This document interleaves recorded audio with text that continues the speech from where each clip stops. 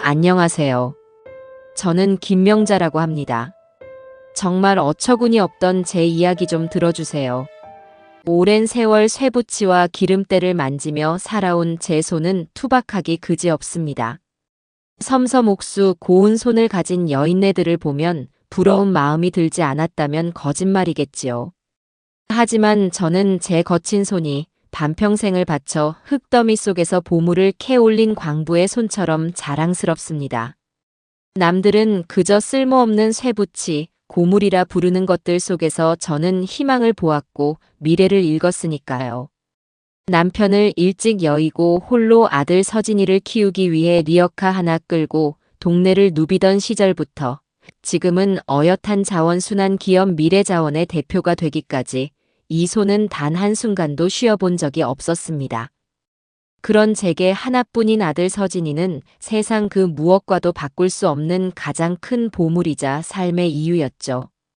대기업에 번듯하게 취직해 제 앞으로 셀러리맨의 상징인 빳빳한 명함을 내밀던 날, 저는 온 세상을 다 가진 듯 기뻤어요. 이제 아들 녀석 장가만 보내면 더는 바랄 것이 없겠다고 밤마다 기도하곤 했습니다.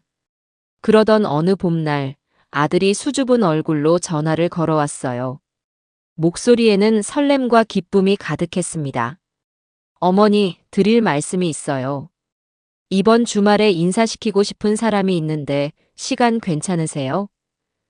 그 한마디에 제 심장이 쿵 하고 내려앉는 것 같았습니다. 올 것이 왔구나. 짐작은 했지만 막상 닥치니 만감이 교차하더군요.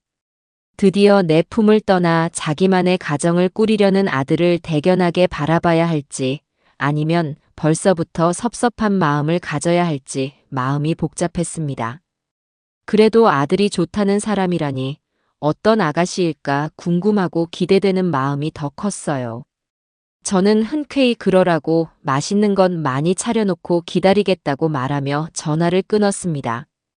약속한 주말, 저는 이른 아침부터 시장을 보고 집안 구석구석을 쓸고 닦으며 분주하게 움직였습니다. 혹여나 지저분한 구석이라도 보일까, 낡은 살림살이가 초라해 보일까 싶어 노심초사했죠.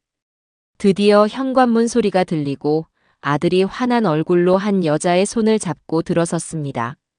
오지선 양이라고 자신을 소개하는 아가씨는 참으로 반듯하고 예쁘장하게 생겼더군요. 단정하게 빗어넘긴 머리, 값비싸 보이지만 요란하지 않은 옷차림, 그리고 공들여 화장한 얼굴까지. 어디 하나 흠잡을 데 없이 완벽해 보이는 모습이었습니다. 저는 반가운 마음에 어서 들어오라며 손을 이끌었죠. 처음 뵙겠습니다, 어머님. 말씀 많이 들었어요. 지선 양은 상냥한 목소리로 인사를 건네며 제가 내민 과일 접시를 받아들었습니다. 아들은 뭐가 그리 좋은지 입이 귀에 걸려서는 지선 양의 어깨를 감싸 안으며 제게 자랑을 늘어놓기 시작했습니다.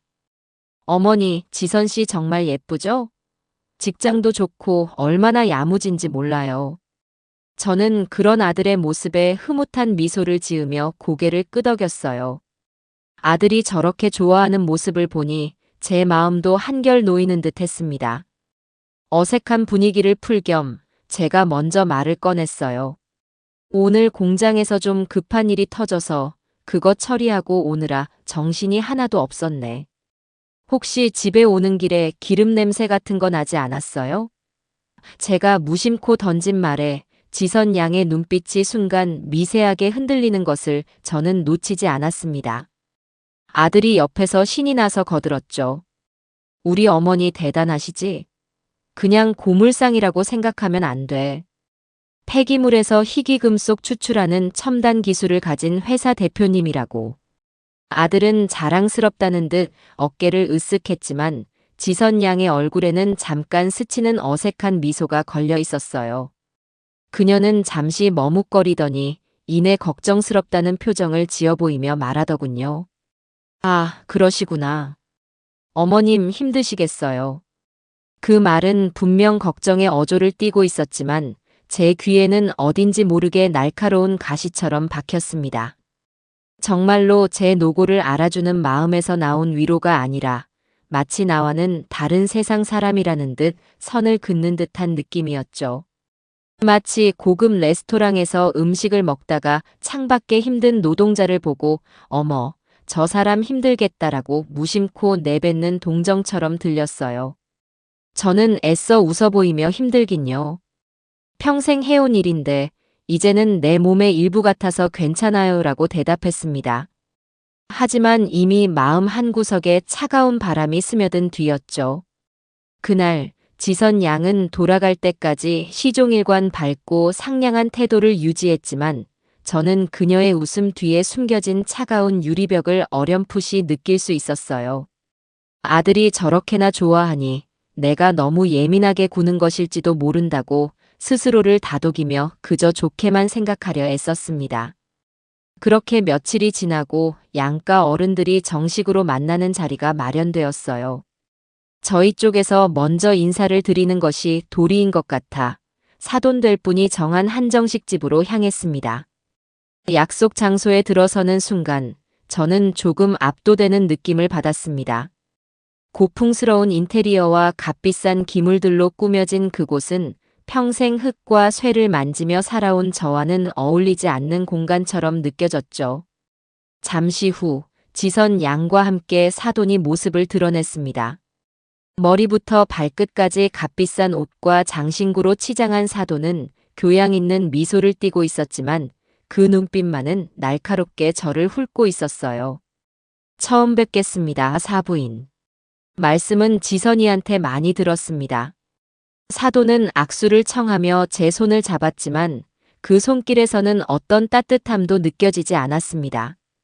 오히려 제 투박한 손을 보며 무슨 생각을 하고 있을지 짐작이 가고도 남았죠. 어색한 인사가 오가고 자리에 앉자마자 사돈은 기다렸다는 듯이 대화의 주도권을 잡기 시작했습니다. 우리 지선이가 어려서부터 고생 한번 안 하고 자라서 좀 철이 없을 때가 있어요. 사부인께서 많이 가르쳐 주셔야 합니다. 입에 발린 겸손의 말이었지만 그 속내는 내 딸은 귀한 사람이니 너희 집안 수준에 맞추려 고생시키지 말라는 경고처럼 들렸습니다. 저는 그저 웃으며 제가 뭘 가르치겠어요. 둘이 알아서 잘 살아야죠 라고 대답했습니다. 음식들이 하나둘씩 차려지고 분위기가 조금 풀리는가 싶더니 사돈이 다시 제 직업을 화제로 삼더군요. 참, 사부인 하시는 일이 자원순환 사업이라고 하셨죠? 구체적으로 어떤 일을 하시는 건지 궁금하네요. 저희 같은 사람들은 잘 모르는 분야라서요. 그 말에는 순수한 호기심보다는 사람의 등급을 매기기 전에 신상을 파악하려는 의도가 엿보였습니다. 저는 최대한 담담하고 평이하게 제 사업에 대해 설명하기 시작했습니다.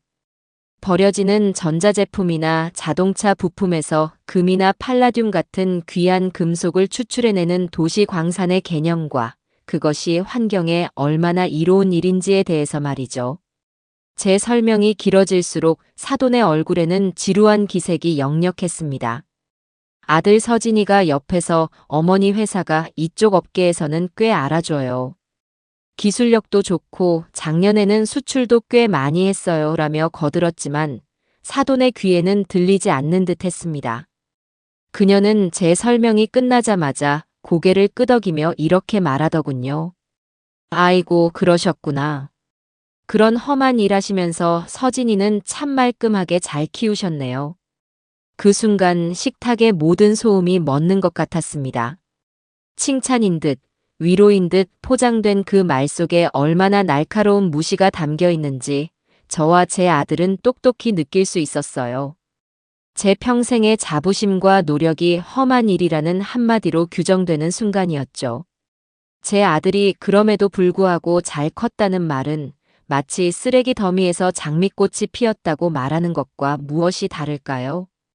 제 얼굴이 순간 굳어지는 것을 본 아들이 다급하게 분위기를 바꾸려 애썼습니다.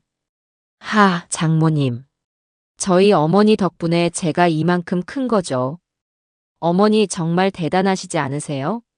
하지만 사돈은 아들의 말을 가볍게 무시하고는 우아하게 찻잔을 들어올리며 말을 이었어요.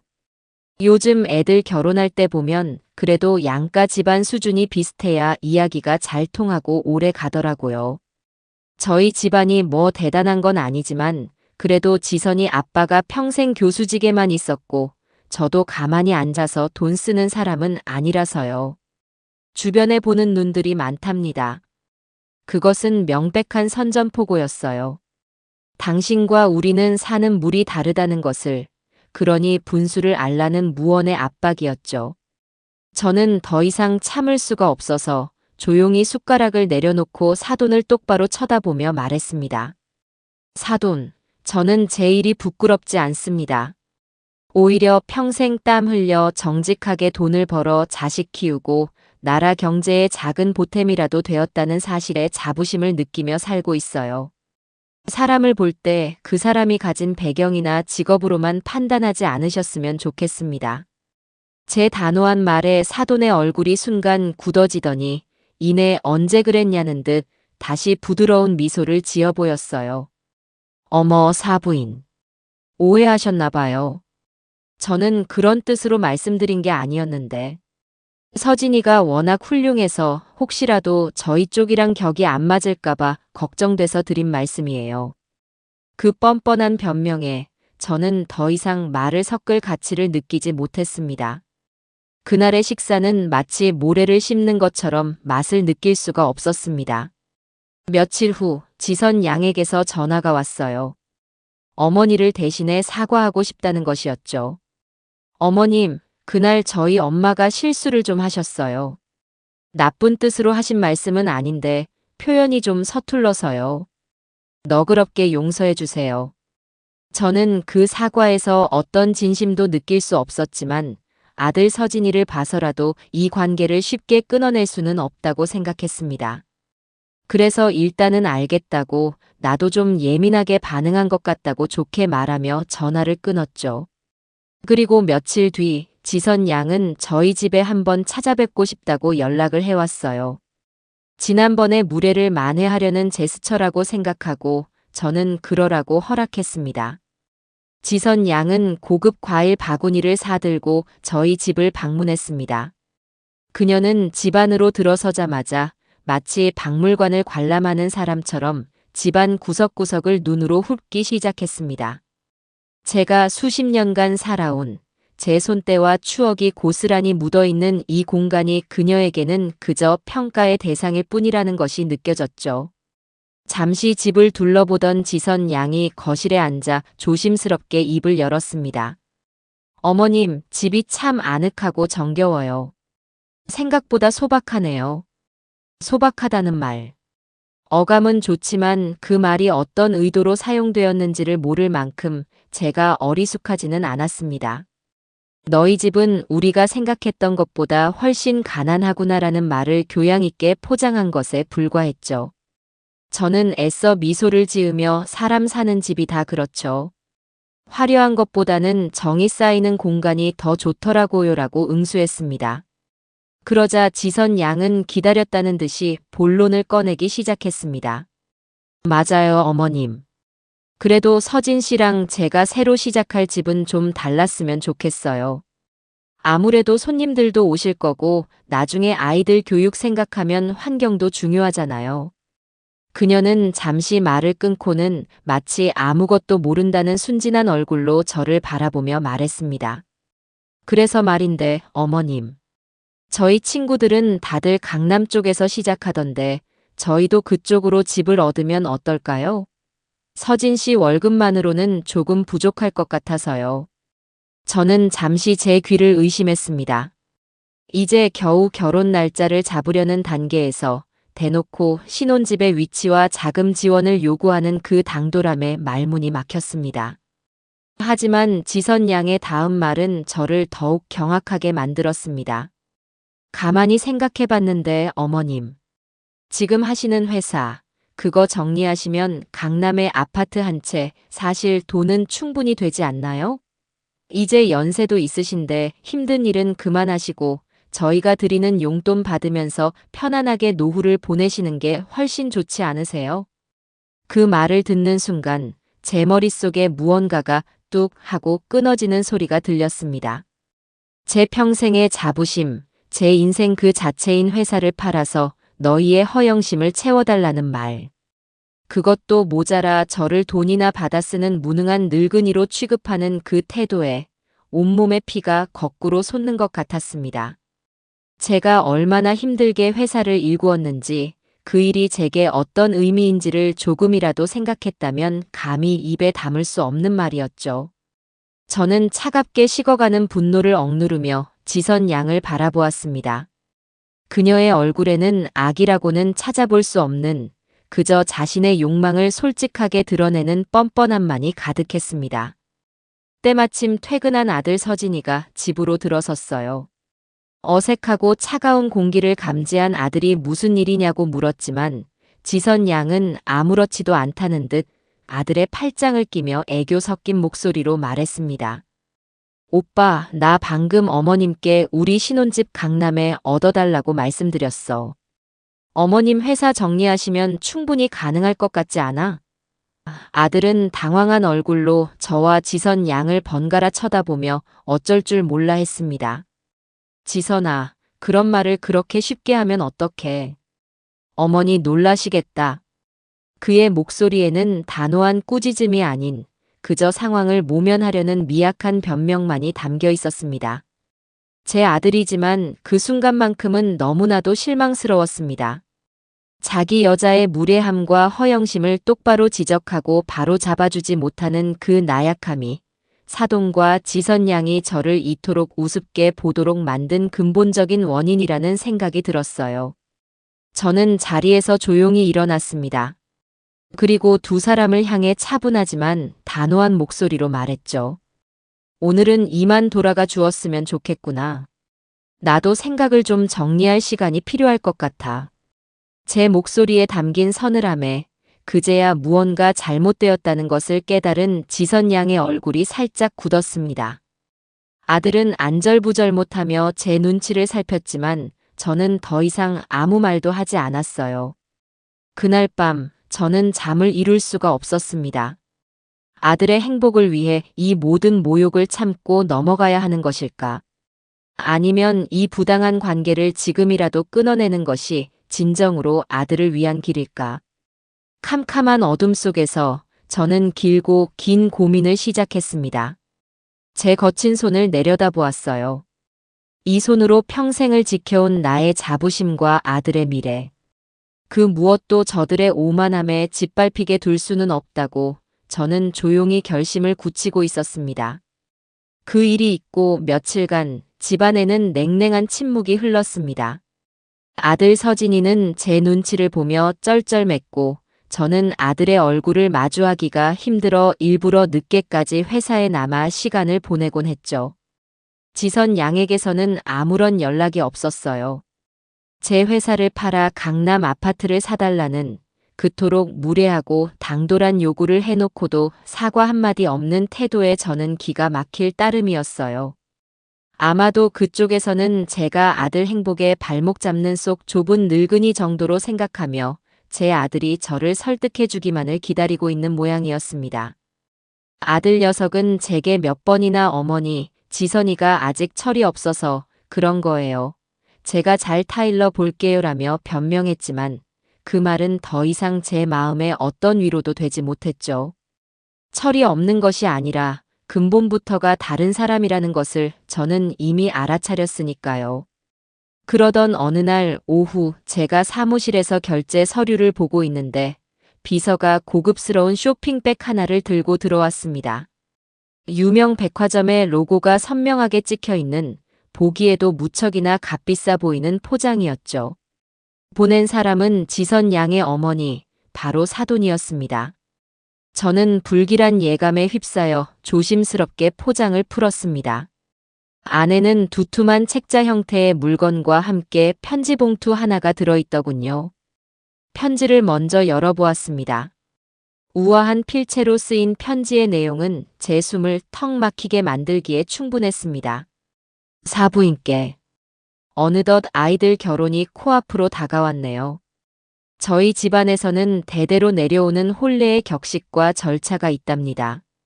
번거로우시겠지만 저희 가풍을 존중하는 의미에서 너그러이 헤아려 주시길 바랍니다.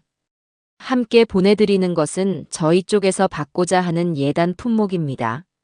목록이 다소 많아 보일 수는 있으나 저희 집안의 위신과 지선이의 체면을 위해 꼭 필요한 것들이니 세심하게 챙겨주시길 부탁드립니다.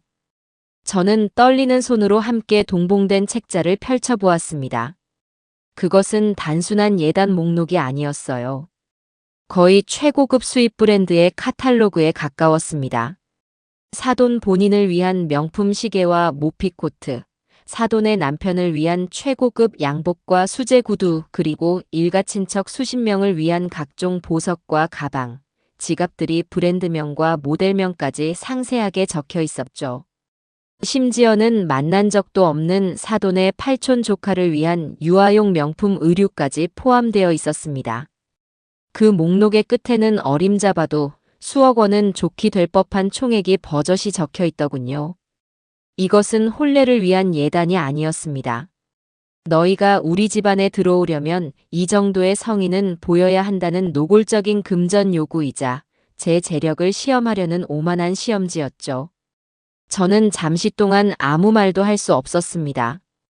온몸에서 힘이 빠져나가는 것 같기도 하고 반대로 분노가 머리끝까지 치밀어 오르는 것 같기도 했어요. 저는 곧바로 사돈에게 전화를 걸었습니다. 신호음이 몇 번 울리고 사돈은 아무것도 모른다는 듯 상냥한 목소리로 전화를 받더군요. 어머, 사부인. 안 그래도 전화 한번 드리려던 참이었어요. 보내드린 건 잘 받아보셨나요? 저는 최대한 감정을 억누르며 차갑게 물었습니다. 사돈, 이게 대체 무슨 경우입니까? 저는 이런 식의 예단은 들어본 적도 해드릴 생각도 없습니다. 제 단호한 말에도 사돈은 조금도 당황하지 않고 오히려 저를 가르치려 들었습니다. 사부인께서 이런 격식에 익숙하지 않으실 것 같아 일부러 저희가 친절하게 목록을 만들어 드린 거예요. 원래 이 정도는 다들 하는 거랍니다. 오히려 저희가 많이 간소화한 편이에요. 서진이가 워낙 인물이 출중하니 이 정도 대우는 받아야 하지 않겠어요? 그 뻔뻔함에 저는 헛웃음이 나왔습니다. 제 아들을 방패 삼아 자신의 탐욕을 채우려는 속셈이 너무나도 빤히 보였죠. 제 아들은 물건이 아닙니다. 그리고 결혼은 두 사람이 사랑으로 하는 것이지 돈으로 하는 거래가 아니에요. 제가 힘주어 말하자 사돈의 목소리가 순간 차갑게 변했습니다. 사부인, 지금 저와 싸우자는 건가요? 이런 기본적인 성의도 보일 수 없다면 저희도 이 결혼에 대해 다시 생각해 볼 수밖에 없어요. 지선이한테 줄 서 있는 남자가 한둘인 줄 아세요? 다들 서진이보다 집안 좋고 능력 있는 아이들이에요. 사부인께서 고집 부리시는 바람에 서진이 앞길 막는 일은 없어야죠. 그것은 협박이었습니다. 저는 더 이상 대화를 이어갈 가치를 느끼지 못하고 말씀 잘 알겠습니다. 저도 다시 생각해보죠라는 말을 끝으로 전화를 끊어버렸습니다. 전화기를 내려놓는 제 손이 부들부들 떨리고 있었습니다. 그날 저녁, 저는 예단 목록이 담긴 책자를 아들 앞에 내던졌습니다. 자초지종을 들은 아들의 얼굴은 하얗게 질려버렸죠. 어머니, 이건 정말 너무하네요. 제가 지선이한테 당장 전화해서 따질게요. 아들은 분노하며 전화기를 들었지만 저는 아들을 만류했습니다. 됐다. 지선이한테 따져서 해결될 문제가 아니야. 이건 그 집안 전체의 생각이고 너를 대하는 태도다. 너는 이 상황을 어떻게 생각하니? 아직도 그 사람들이 아기가 없다고 표현 방식이 다를 뿐이라고 생각하는 거야? 제 날카로운 질문에 아들은 고개를 숙인 채 아무 말도 하지 못했습니다. 아들의 침묵은 제 가슴을 더욱 아프게 찔렀습니다. 며칠 뒤 제 예상을 깨고 사돈과 지선 양이 직접 저희 회사로 찾아왔습니다. 아마도 제가 예단 문제에 대해 아무런 반응이 없자 직접 담판을 지으러 온 모양이었죠. 저는 두 사람을 제 대표실로 안내했습니다. 제법 규모가 있고 깔끔하게 정돈된 제 사무실을 둘러보는 두 사람의 눈빛에는 놀라움과 함께 여전한 경멸감이 뒤섞여 있었습니다. 자리에 앉자마자 사도는 마치 선심이라도 쓰는 듯한 표정으로 입을 열었습니다. 사부인, 지난번 예단 목록은 저희가 좀 과했던 것 같아요. 그 부분은 저희가 한 발 물러나죠. 대신 아이들 신혼집 문제는 확실하게 해주셨으면 합니다. 지선 양은 옆에서 기다렸다는 듯이 부동산 브로슈어 몇 개를 테이블 위에 펼쳐놓았습니다. 모두 강남의 초고가 아파트 단지들이었죠.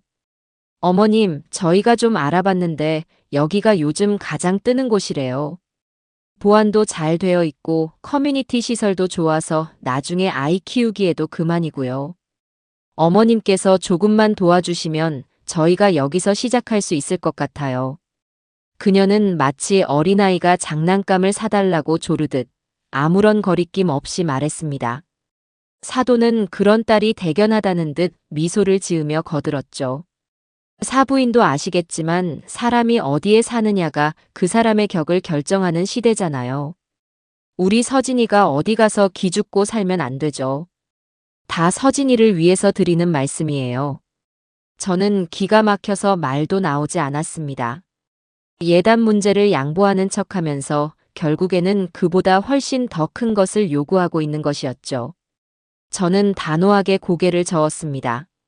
두 분 말씀은 잘 알겠습니다만 제 생각은 다릅니다. 저는 서진이가 분수에 맞게 두 사람 힘으로 시작하기를 바랍니다. 물론 제가 부모로서 어느 정도 도움은 주겠지만 이런 식의 무리한 요구는 들어줄 수 없어요. 제 거절에 지선 양의 얼굴이 순간 굳어지며 그동안 숨겨왔던 본색이 드러나기 시작했습니다. 어머님, 지금 그게 무슨 말씀이세요? 도와주실 능력이 충분히 있으시면서 일부러 안 해주시겠다는 거잖아요.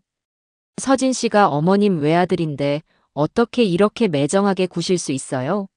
이게 다 저를 며느리로 마음에 안 들어 하셔서 그러시는 거죠? 그녀의 적반하장에 저는 오히려 차분해졌습니다.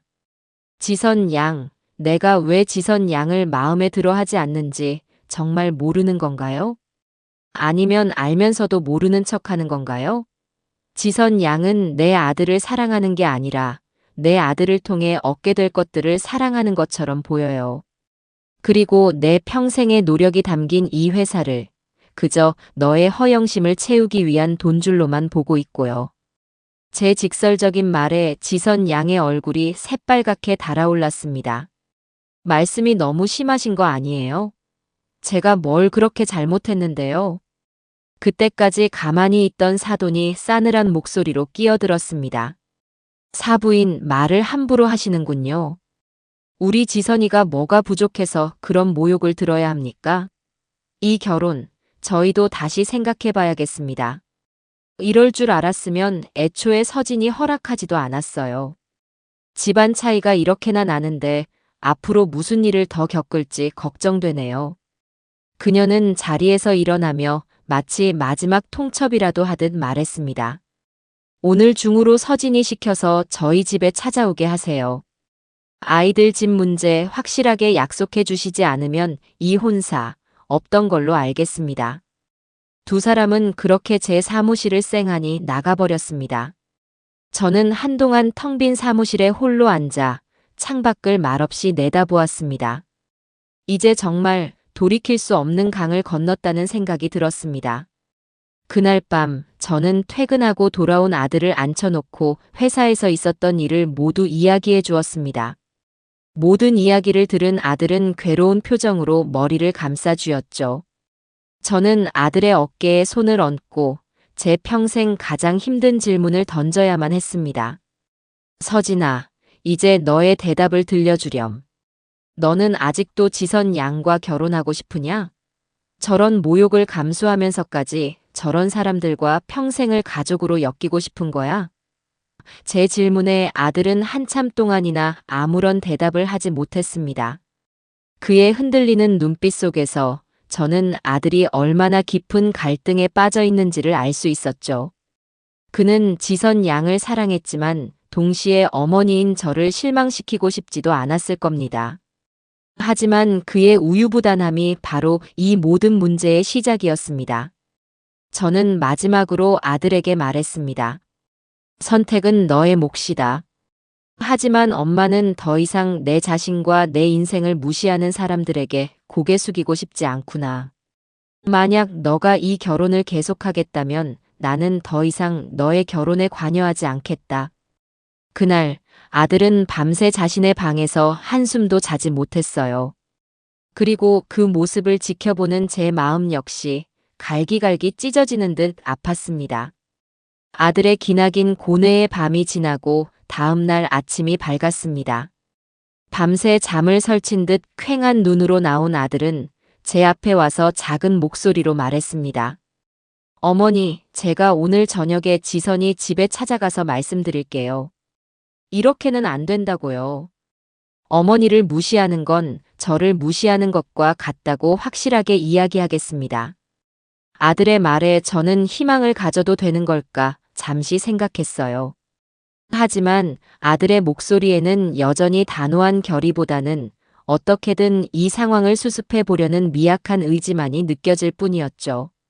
저는 그저 아들의 어깨를 두드려주며 그래, 내가 알아서 잘 해결하리라 믿는다라고 말해줄 수밖에 없었어요. 하지만 그날 저녁 집으로 돌아온 아들의 얼굴은 희망이 아닌 절망으로 가득 차 있었습니다. 사돈의 집을 찾아가 용기를 내어 이야기했지만 결과는 처참했던 모양이에요. 사돈과 지선 양은 아들의 말을 듣고는 오히려 너가 어머니 치마폭에 쌓여서 아직도 정신을 못 차리는구나. 결혼하기 싫으면 지금이라도 말해라. 너 아니어도 우리 지선이 데려가겠다는 남자 줄 섰다라며 모욕적인 말들을 퍼부었다고 합니다. 지선 양은 눈물을 흘리며 어떻게 우리 엄마한테 그런 말을 할 수가 있어? 오빠는 우리 가족이 되기 싫은 거야? 라며 서진이를 매정한 사람으로 몰아세웠다고 해요. 결국 아들은 그들의 기세에 눌려 제대로 된 말 한마디 못하고 상처만 입은 채 돌아온 것이었습니다. 아들은 제 앞에서 차마 고개를 들지 못했습니다. 어머니, 죄송해요. 제가 너무 한심하죠? 어떻게 해야 할지 정말 모르겠어요. 아들의 자책 섞인 목소리를 듣는 제 마음은 무너져 내리는 것 같았습니다. 제가 평생을 바쳐 지키고 키워온 아들이 고작 저런 사람들에게 휘둘리며 자존심마저 잃어가고 있는 모습을 보니 더는 참을 수가 없었죠. 이제는 제가 나서야 할 때였습니다. 아들을 위해서가 아니라 제 자신과 제 아들이 함께 지켜온 이 가정을 위해서 말입니다. 이 부당하고 오만한 관계를 제 손으로 직접 끊어내야겠다고 저는 굳게 마음먹었어요. 며칠 뒤 상견례 날짜는 정해지지도 않았는데 사돈에게서 또다시 소포가 하나 도착했습니다. 이번에도 역시나 번쩍이는 백화점 포장지였죠. 그 안에는 유명 디자이너 브랜드의 로고가 박힌 봉투 하나와 빳빳한 상품권이 들어있었습니다. 그리고 함께 동봉된 카드에는 사돈의 우아한 필체로 이렇게 적혀 있었죠. 곧 있을 상견례를 위해 준비했습니다. 사부인께서 혹시 격식 있는 자리에 어울리는 옷이 없을까 염려되어 보내드리니 이 상품권으로 품위에 맞는 옷 한 벌 장만하시길 바랍니다. 저희 집안 사람들이 보는 눈이 많아서요. 저는 그 카드를 읽고 나서 분노를 넘어선 차가운 감정을 느꼈습니다. 이것은 단순한 무시가 아니라 인격에 대한 완벽한 모독이었습니다. 제가 평생 입어온 옷들, 제 노동의 가치와 세월의 흔적이 담긴 모든 것을 품위 없는 것으로 규정하고 돈으로 제 외모를 뜯어고치려 드는 그 오만함에 치가 떨렸어요. 저는 더 이상 망설일 필요가 없다는 것을 깨달았죠. 이 상품권은 그들이 제게 던진 마지막 모욕이자 제가 반격을 시작할 명분이 되어줄 것이었습니다. 저는 그날 밤 아들을 제 서재로 불렀습니다. 평소와는 다른 제 단호한 분위기에 아들은 긴장한 표정으로 제 앞에 앉았죠. 저는 사돈이 보내온 상품권과 카드를 아들 앞에 조용히 내밀었습니다. 그것을 본 아들의 얼굴이 새하얗게 질리는 것을 저는 똑똑히 보았습니다. 서진아, 엄마는 더 이상 참을 수가 없구나. 이건 단순히 돈의 문제가 아니야. 한 인간의 삶과 자존심을 송두리째 짓밟는 행위다. 저는 잠시 말을 멈추고 아들의 눈을 똑바로 쳐다보며 말했습니다. 엄마가 마지막으로 한번 묻겠다. 너는 정말로 너의 어머니를 이렇게까지 모욕하는 여자와 평생을 함께할 자신이 있느냐? 그 여자의 어머니를 너의 장모님으로, 너의 가족으로 받아들일 수 있겠어? 제 진심 어린 질문에 아들은 한참 동안이나 입술을 깨물며 고뇌했습니다. 그의 눈에는 눈물이 그렁그렁 맺혀 있었죠.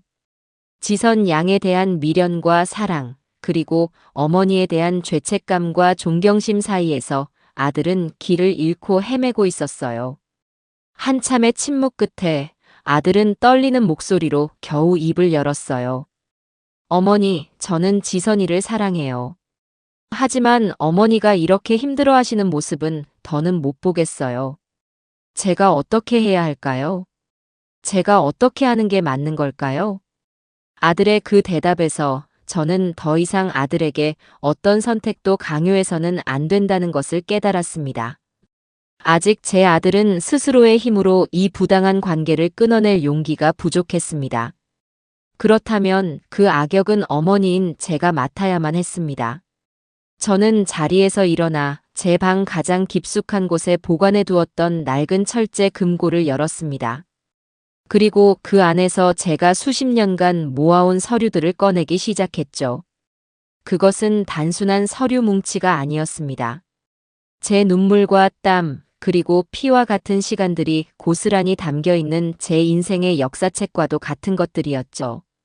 리어카를 끌던 시절부터 매일매일 꼼꼼하게 기록했던 낡은 가계부, 작은 고물상을 열면서 처음으로 사업자 등록증을 발급받았던 날의 서류, 기술 개발을 위해 밤을 새우며 공부했던 낡은 노트들, 그리고 미래자원을 법인으로 전환하면서 받았던 수많은 대출 서류와 그것을 모두 상환했다는 증명서까지. 저는 그것들을 하나하나 마치 성물을 다루듯 조심스럽게 꺼냈습니다. 그리고 그 다음으로는 미래자원이 지금의 모습으로 성장하기까지의 기록들을 챙기기 시작했어요. 국내 유수의 대기업들과 맺었던 공급 계약서 원본들, 우리가 개발한 신기술에 대한 특허증, 해외 기업들과 체결한 수백억 원대의 수출 계약서, 그리고 최근 몇 년간의 회계 감사 보고서와 법인 자산평가 보고서까지. 이 서류들은 제가 얼마나 치열하게, 그리고 얼마나 정직하게 살아왔는지를 증명해줄 가장 강력한 무기들이었습니다. 마지막으로 저는 회사 주거래 은행의 VIP 담당자에게 연락해 상견례 당일 날짜로 발급될 법인 명의의 잔액 증명서를 준비해달라고 부탁했어요. 그 증명서에 찍힐 숫자는 아마도 그들이 평생 구경조차 해보지 못했을 만큼 압도적일 것이었습니다. 모든 준비를 마친 저는 사돈에게 직접 전화를 걸었습니다. 사돈, 다음 주 주말에 상견례를 했으면 합니다. 장소는 사돈께서 편하신 곳으로 정하세요. 저희는 어디든 괜찮습니다. 제 차분한 목소리에 사돈은 의아하다는 반응을 보이면서도 이내 제가 드디어 굴복했다고 생각했는지 의기양양한 목소리로 진작 그러셨어야죠. 그럼 장소는 제가 정해서 다시 연락드리겠습니다. 그날은 부디 저희 격에 맞는 모습으로 나와주시길 바랍니다라며 전화를 끊었습니다. 전화기를 내려놓는 제 입가에는 차가운 미소가 걸려 있었습니다. 그래요, 당신들이 원하는 대로 격에 맞는 모습을 똑똑히 보여드리겠습니다. 당신들이 그토록 중요하게 생각하는 돈과 명예가 사실은 얼마나 허망하고 보잘것없는 것인지를 제 인생을 걸고 증명해 보이겠습니다. 저는 창밖의 어둠을 바라보며 다가올 결전의 날을 조용히 기다리고 있었어요. 드디어 운명의 날이 밝았습니다. 사돈이 정한 상견례 장소는 시내에서 가장 높고 화려한 빌딩의 최상층에 위치한 이름만 들어도 누구나 알 법한 최고급 한정식집이었어요. 아마도 장소의 위용을 빌려 시작부터 저희의 길을 꺾어 놓으려는 심산이었겠죠. 저는 아침부터 조금 부산을 떨었습니다. 사돈이 보내준 상품권은 건드리지도 않았어요. 대신 제 옷장 속에서 가장 오랫동안 함께했지만 가장 기품 있고 단정한 옷을 꺼내 입었습니다. 값비싼 명품은 아니었지만 좋은 원단으로 만들어져 세월의 흐름 속에서도 그 가치를 잃지 않은 제 자신을 가장 잘 표현해주는 옷이었죠. 아들 서진이는 말끔한 정장 차림이었지만 그 얼굴에는 긴장한 기색이 역력했습니다. 저는 아들의 어깨를 두드리며 나지막이 말했습니다. 서진아, 오늘 무슨 일이 있어도 엄마 옆에만 꼭 붙어 있으렴. 그리고 엄마를 믿어라. 아들은 말없이 고개를 끄덕였습니다. 약속 시간보다 조금 일찍 도착한 식당은 그 명성대로 숨막힐 듯한 화려함을 자랑하고 있었습니다. 도시 전체가 발 아래로 내려다 보이는 거대한 통유리창과 수백만 원을 호가할 법한 예술 작품들, 그리고 손님 한 팀만을 위해 존재하는 듯한 정갈한 방.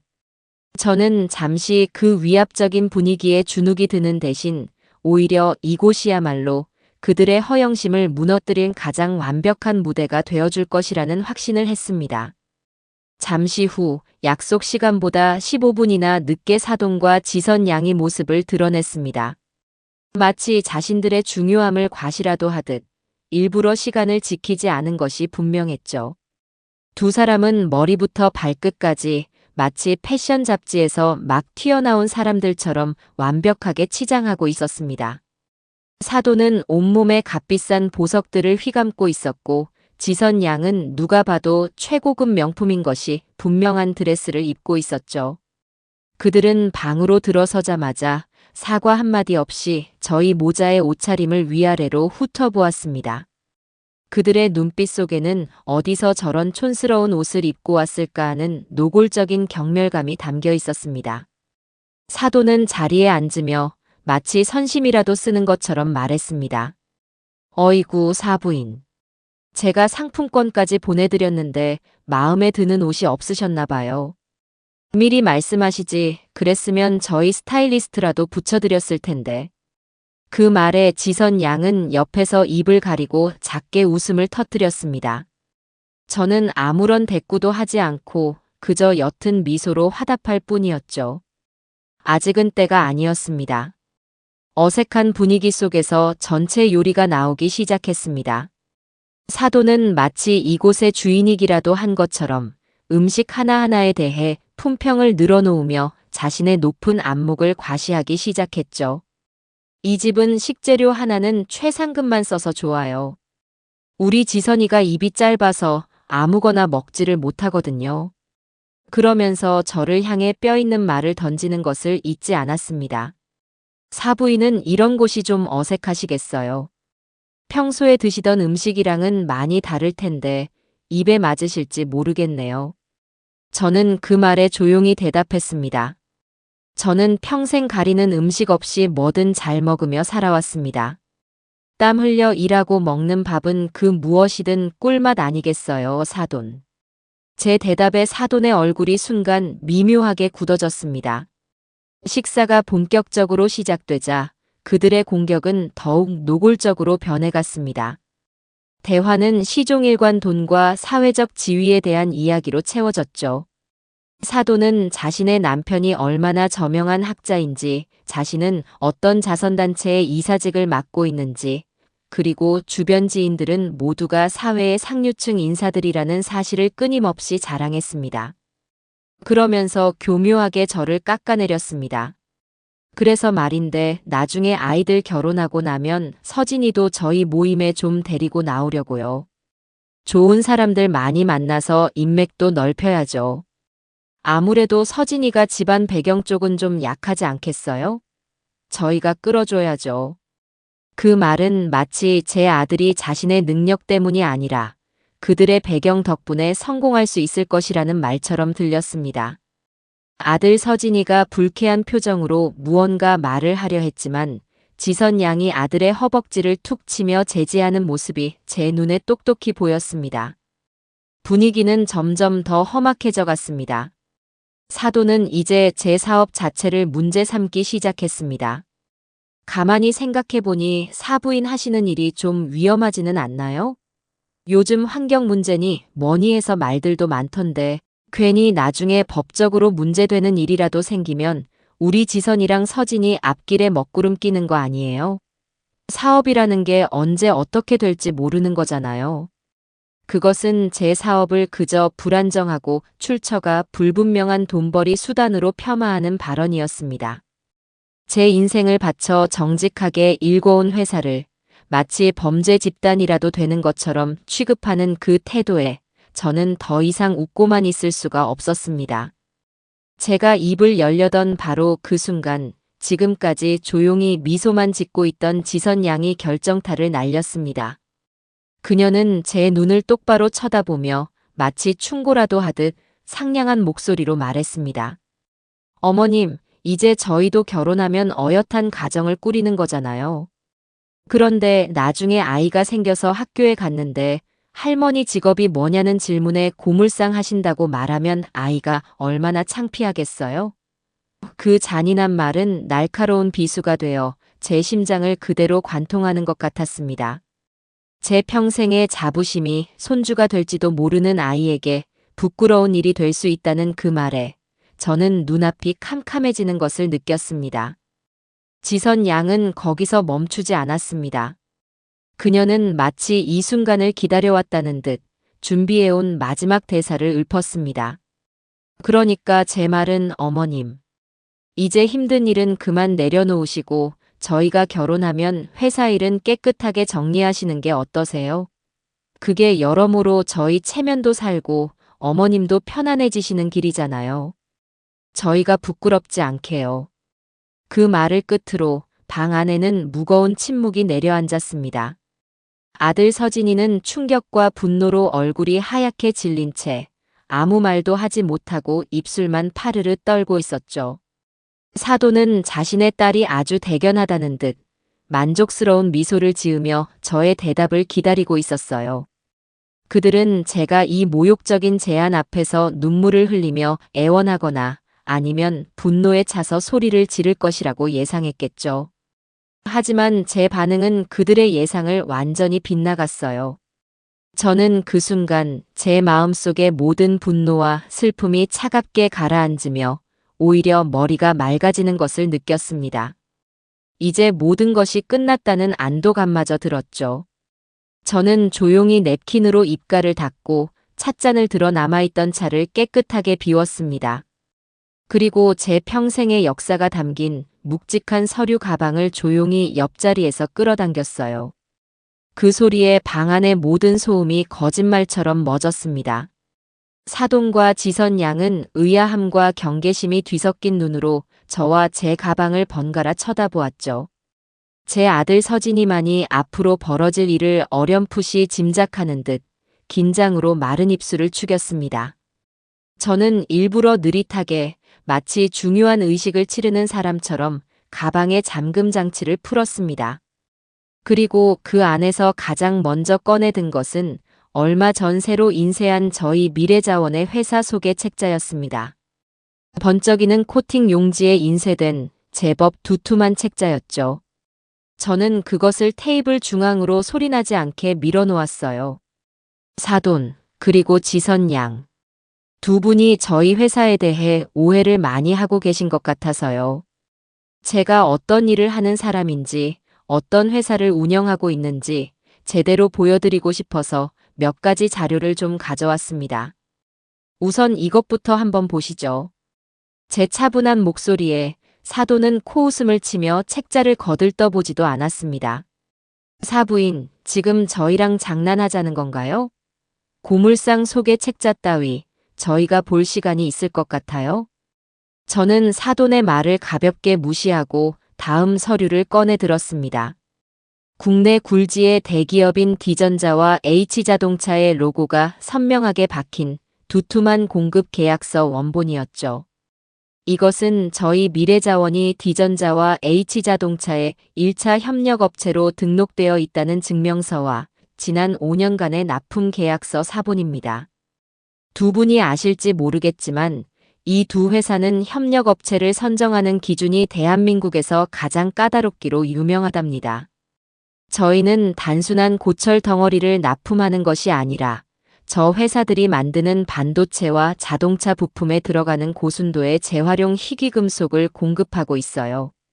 그제야 사돈과 지선 양의 얼굴에 처음으로 당혹스러운 기색이 스쳐 지나갔습니다. 지선 양은 믿을 수 없다는 듯 계약서 하나를 집어들고는 그 내용을 꼼꼼하게 읽어내리기 시작했죠. 저는 잠시 숨을 고르고 이어서 다음 자료들을 차례차례 테이블 위에 펼쳐놓았습니다. 저희 회사가 독자적으로 개발한 폐배터리 리튬 추출 기술에 대한 특허증, 유럽연합 EU의 환경 기준을 통과했다는 인증서, 그리고 작년에 미국과 독일의 기업들과 체결한 미화 수천만 달러 규모의 수출 계약서까지. 서류가 하나씩 쌓일수록 두 사람의 얼굴은 점차 하얗게 질려갔습니다. 그들이 상상했던 먼지 날리는 고물상의 모습과 서류 위에 찍힌 눈부신 실적들 사이의 거대한 간극을 그들의 머리가 따라잡지 못하는 듯 보였죠. 지선 양은 떨리는 목소리로 겨우 입을 열었습니다. 이게 다 진짜라는 말이에요? 어떻게 고물상에서 이런 일들을. 저는 그런 지선 양을 똑바로 바라보며 처음으로 연민이 섞인 미소를 지어 보였습니다. 지선 양. 세상은 지선 양이 아는 것보다 훨씬 넓고 돈의 가치는 책상머리에 앉아서 버는 것보다 현장에서 땀 흘려버는 것이 훨씬 더 정직하고 클 때가 많답니다. 제가 하는 일은 더 이상 고물상이 아니에요. 버려진 것들 속에서 새로운 가치를 찾아내는 도시 광산이자 이 나라의 환경과 미래를 책임지는 첨단 산업이죠. 제 말이 끝나자마자 사돈이 정신을 차렸다는 듯 날카롭게 소리쳤습니다. 그래서요? 그래서 지금 우리 앞에서 그깟 종이 쪼가리 몇 장 흔들면서 자랑이라도 하겠다는 건가요? 이런 서류 얼마든지 꾸며낼 수 있는 거 아니에요? 그래봤자 근본이 어디 가는 건 아니죠. 그녀는 애써 태어난 척 여전히 저를 깎아내리려 안간힘을 쓰고 있었습니다. 하지만 이미 그 목소리는 처음의 위용을 잃고 불안하게 떨리고 있었죠.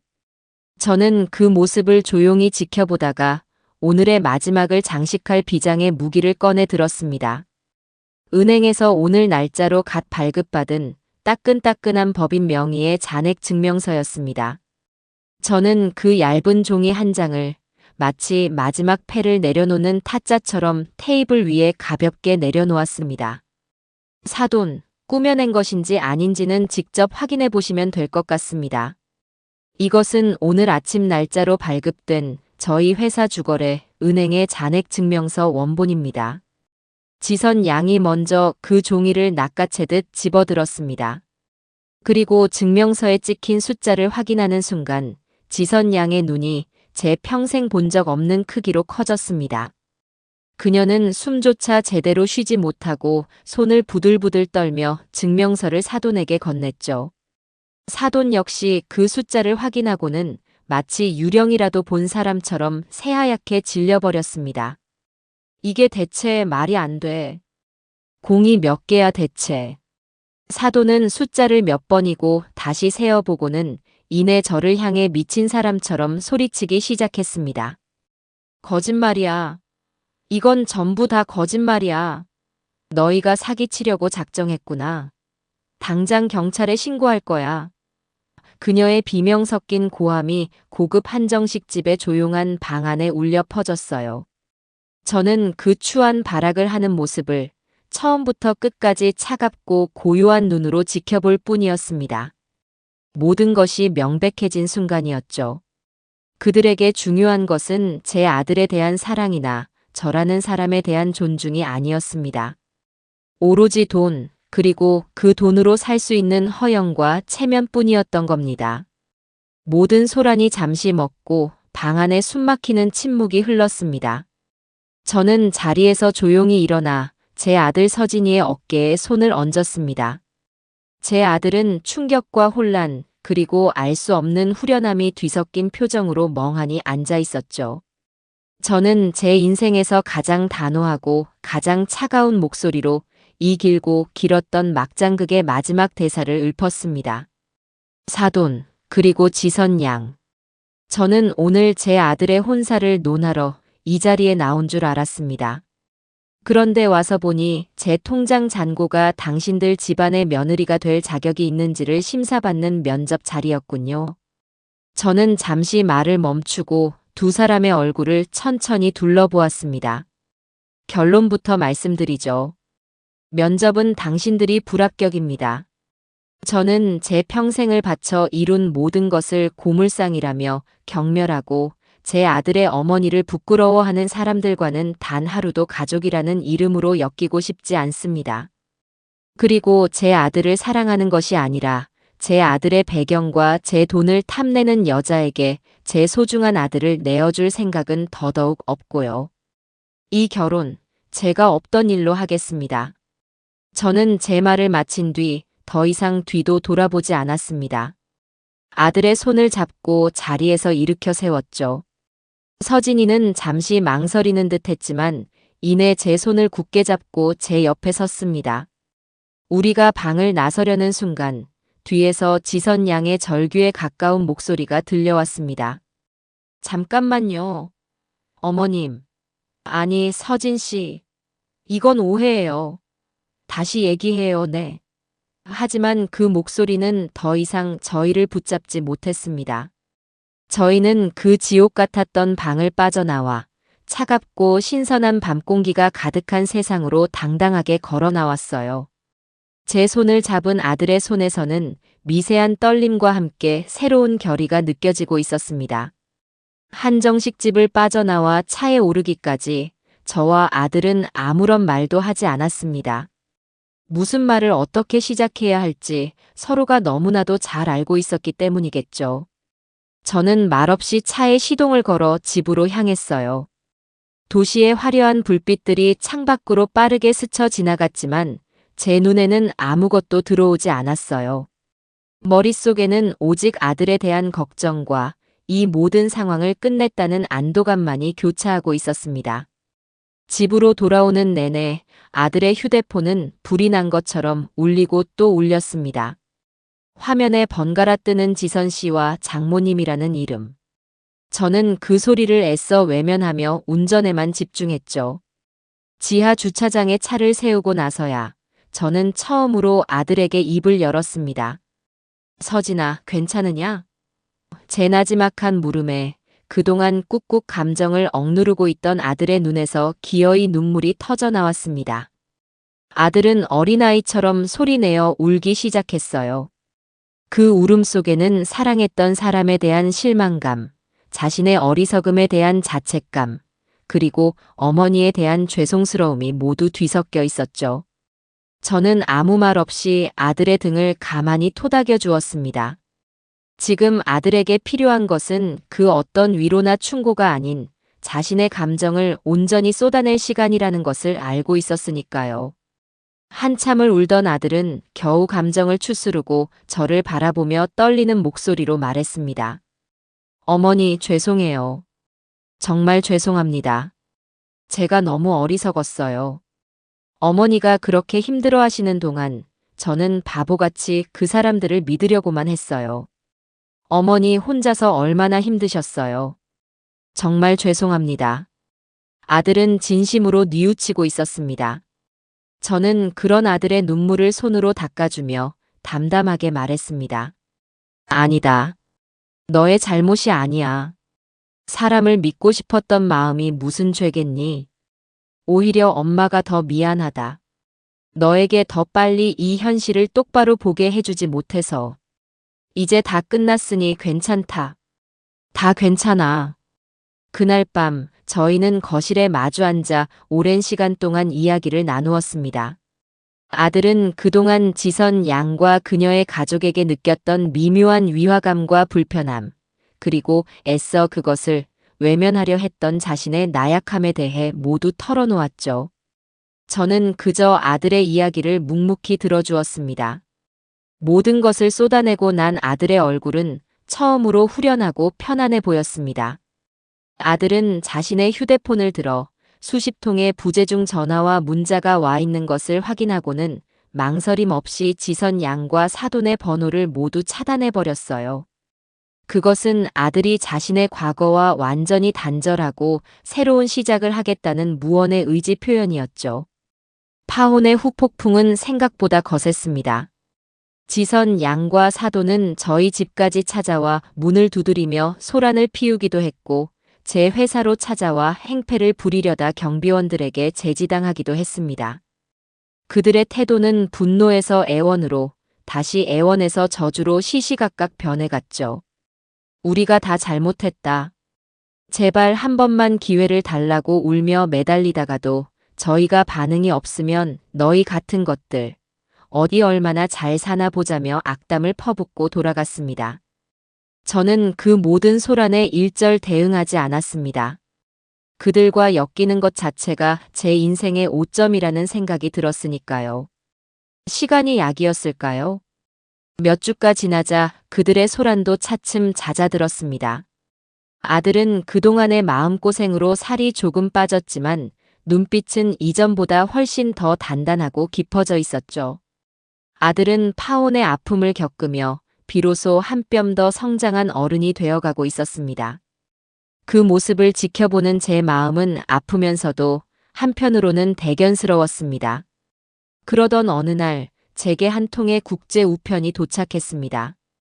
보낸 곳은 독일의 한 환경기술 컨설팅 회사였어요.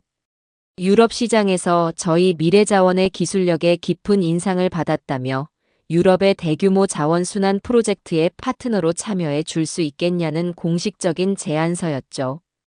그것은 제 평생의 꿈이었던 해외 시장 진출을 이룰 수 있는 그야말로 엄청난 기회였습니다. 그 제안서를 읽는 순간 제 심장이 다시 뜨겁게 뛰기 시작했습니다. 파혼의 아픔과 지저분한 소란으로 잠시 잊고 있던 제 일에 대한 열정이 화산처럼 다시 솟구쳐 오르는 것을 느꼈죠. 이제 더 이상 과거에 얽매여 있을 시간이 없었습니다. 제게는 더 넓은 세상과 더 큰 미래가 기다리고 있었으니까요. 하지만 기쁨도 잠시, 저는 곧바로 현실적인 문제에 부딪혔습니다. 저희 회사는 국내 시장에서는 탄탄한 입지를 다졌지만 해외 프로젝트를 수행해 본 경험은 전무했습니다.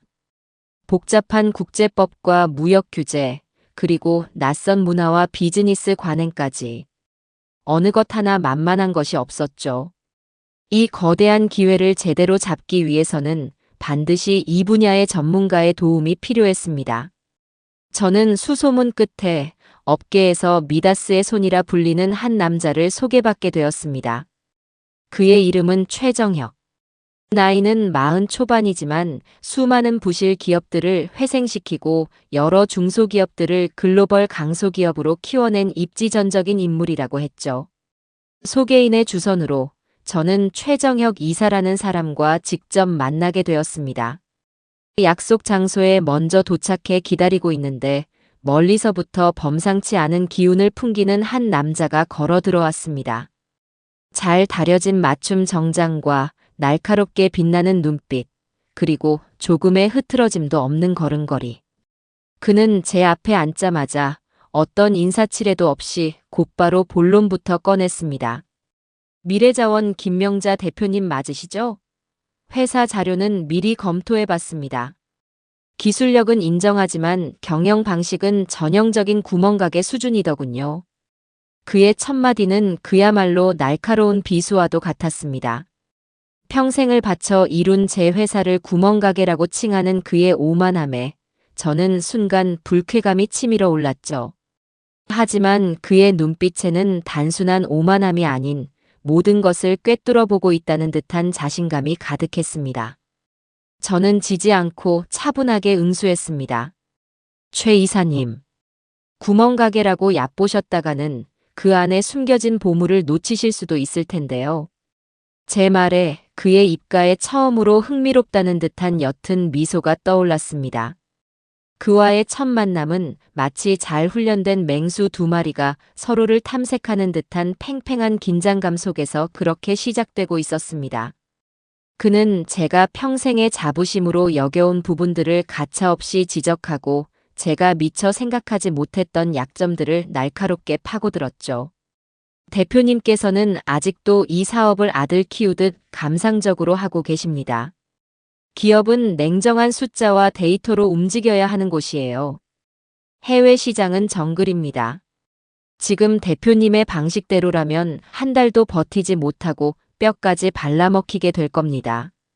그의 직설적인 화법은 제 자존심을 건드리기에 충분했지만 이상하게도 기분이 나쁘기보다는 정신이 번쩍 드는 느낌이었습니다.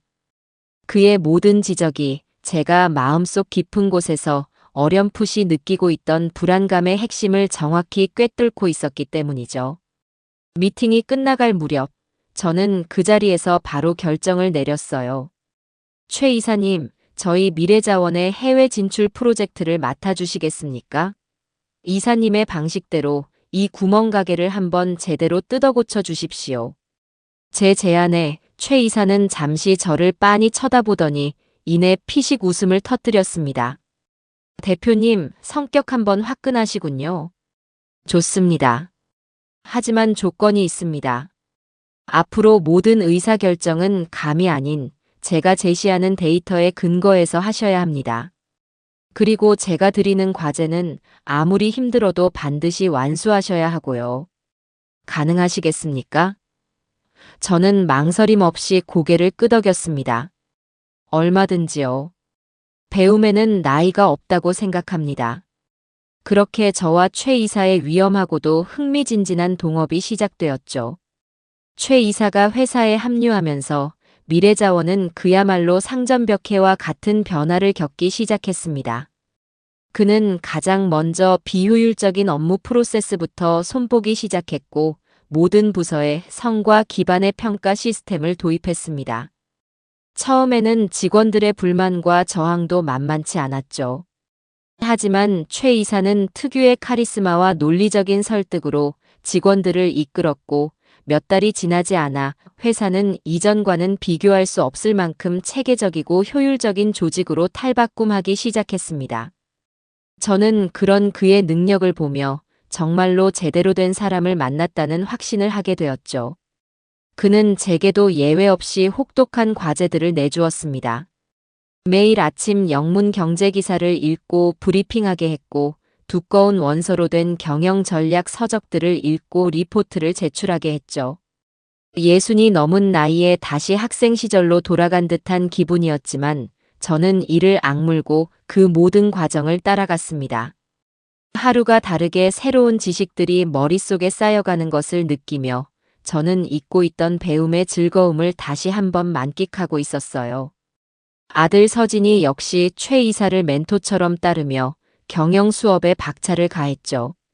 저희 모자는 그렇게 파혼의 아픔을 딛고 더 큰 세상을 향해 나아갈 준비를 차근차근 해나가고 있었습니다. 독일 기업과의 협상 준비가 순조롭게 진행되던 어느 날 회사에 좋지 않은 소문이 돌기 시작했습니다. 미래자원이 사실은 허가받지 않은 유해 폐기물을 불법으로 매립하고 있다더라. 김명자 사장이 로비 자금으로 각종 특혜를 받은 것이다와 같은 그야말로 악의적인 내용의 루머였죠. 처음에는 그저 시기심 많은 누군가의 음해려니 하고 대수롭지 않게 넘겼습니다. 하지만 소문은 꼬리에 꼬리를 물고 인터넷 익명 게시판과 SNS를 통해 걷잡을 수 없이 퍼져나가기 시작했어요. 심지어는 몇몇 지역 언론에서 확인되지 않은 사실을 가지고 의혹을 제기하는 기사를 내보내기에 이르렀죠. 저는 직감했습니다. 이 소문의 배후에 누가 있는지를요. 파혼 이후 앙심을 품고 있던 사돈과 지선 양이 벌인 치졸한 복수극임이 틀림없었어요. 그들이 아니면 저희 회사에 대해 이토록 악의적인 감정을 품고 이렇게까지 집요하게 소문을 퍼뜨릴 이유가 없었으니까요. 아니나 다를까 얼마 지나지 않아 독일 기업의 아시아 담당자에게서 긴급하게 연락이 왔습니다. 저희 회사에 대한 부정적인 소문을 들었다며 사실관계를 확인하고 싶다는 내용이었죠. 자칫하다가는 제 평생의 꿈이 담긴 계약이 저들의 비열한 음모 때문에 물거품이 될 수도 있는 절체절명의 위기였습니다. 저는 당장이라도 변호사를 선임해서 소문의 진원지를 찾아내고 명예훼손으로 고소해야겠다고 생각했습니다. 아들 서진이 역시 분노를 참지 못하며 어머니, 더 이상 참으시면 안 돼요. 저 사람들이 얼마나 더 우리를 괴롭혀야 직성이 풀리려는 걸까요? 당장 법적으로 강력하게 대응해야 합니다라며 목소리를 높였죠. 하지만 그때 최 이사가 저희를 만류하며 차분하게 말했습니다. 두 분의 심정은 충분히 이해합니다. 하지만 지금 감정적으로 대응하는 것은 저들의 의도에 말려드는 것과 같습니다. 진흙탕 싸움을 시작하면 이기고 지는 것과 상관없이 우리 옷에도 진흙이 튀기 마련이죠. 최 이사는 잠시 생각에 잠기더니 이내 번뜩이는 눈빛으로 저를 바라보며 말했습니다. 대표님, 오히려 이것은 우리에게 기회가 될 수 있습니다. 저는 그의 말을 이해할 수 없어 되물었죠. 기회라니요? 지금 회사의 신뢰도가 바닥에 떨어질 위기인데 이게 어떻게 기회가 될 수 있다는 말입죠? 최 이사는 자신감 넘치는 미소를 지으며 그의 계획을 설명하기 시작했습니다. 위기는 곧 기회입니다. 우리는 이 위기를 우리의 결백함과 투명성을 전 세계에 증명할 가장 확실한 쇼케이스로 만들 겁니다. 그의 계획은 그야말로 대담하고 기발했습니다. 소문에 대해 구차하게 변명하거나 법적 대응으로 맞서는 대신 아예 정면으로 돌파하자는 것이었죠. 그는 당장 독일 기업 측에 공식적인 답변을 보내라고 조언했습니다. 최근 저희 회사에 대한 악의적인 소문이 유포되고 있는 것을 알고 있다. 우리는 이에 대해 어떠한 숨길 것도 없으며 오히려 이 기회에 귀사의 실사단을 저희 미래자원으로 공식 초청하고 싶다. 귀사의 전문가들이 원하는 모든 것을 직접 보고 확인하고 검증할 수 있도록 모든 생산 라인과 회계장부 그리고 관련 데이터를 100% 투명하게 공개하겠다고요. 그것은 엄청난 자신감이 없으면 불가능한 그야말로 파격적인 제안이었습니다. 만에 하나 저희가 미처 파악하지 못한 작은 문제라도 발견된다면 회사는 그대로 돌이킬 수 없는 타격을 입게 될 것이었죠. 하지만 저는 최 이사의 눈빛 속에서 승리에 대한 확신을 읽을 수 있었습니다. 그리고 제 자신과 제가 평생을 바쳐 일궈온 이 회사에 대한 믿음이 있었죠. 저는 망설이지 않고 그의 제안을 받아들였어요. 좋습니다. 최 이사님 뜻대로 하죠. 진실은 결국 통하는 법이니까요. 그날 오후 최 이사가 직접 작성한 영문 초청장이 독일로 발송되었어요. 그것은 단순한 해명서가 아니었습니다. 위기 앞에서 한치의 물러섬도 없이 자신들의 가치를 정면으로 증명해 보이겠다는 한 기업의 당당하고 자신감 넘치는 선언문과도 같았죠. 저는 초청장을 발송하고 나서 왠지 모를 통쾌함과 함께 이 싸움에서 반드시 이길 수 있을 것이라는 강한 예감을 느꼈습니다. 이제 주사위는 던져졌어요. 그리고 저는 이 게임의 승자가 누가 될 것인지를 이미 알고 있었습니다. 저희가 보낸 초청장은 독일 기업의 그야말로 즉각적인 반응을 불러일으켰습니다. 의혹에 대해 어설프게 해명하거나 법적 대응을 운운하는 대신 모든 것을 투명하게 공개하겠다는 저희의 자신감 넘치는 태도에 오히려 깊은 인상을 받았다는 것이었죠. 그들은 저희의 제안을 흔쾌히 받아들였고 일주일 뒤 본사의 최고 기술 책임자와 법무팀, 그리고 환경 전문가로 구성된 실사단을 한국으로 보내겠다는 연락을 해왔습니다. 이제 저희에게는 피할 수 없는 시험대가 차려진 셈이었어요. 저는 즉시 최 이사와 서진이를 비롯한 회사 핵심 임원들을 소집해 비상체제에 돌입했습니다. 일주일이라는 시간은 눈코 뜰 새 없이 지나갔습니다. 저희는 실사단이 확인할 모든 자료들을 한치의 오차도 없이 준비했고 예상 질문에 대한 답변과 공장 시찰 시나리오까지 완벽하게 점검했죠. 마침내 약속한 날 금발의 중년 신사를 필두로 한 독일 실사단이 저희 미래자원의 본사를 방문했습니다. 멀끔하게 정돈된 저희의 사업과 활기차게 움직이는 직원들의 모습을 본 그들의 얼굴에는 의외라는 표정이 스쳐 지나갔어요. 아마도 그들 역시 소문만 듣고 어딘가 지저분하고 음침한 공장의 모습을 상상했을지도 모르는 일이죠.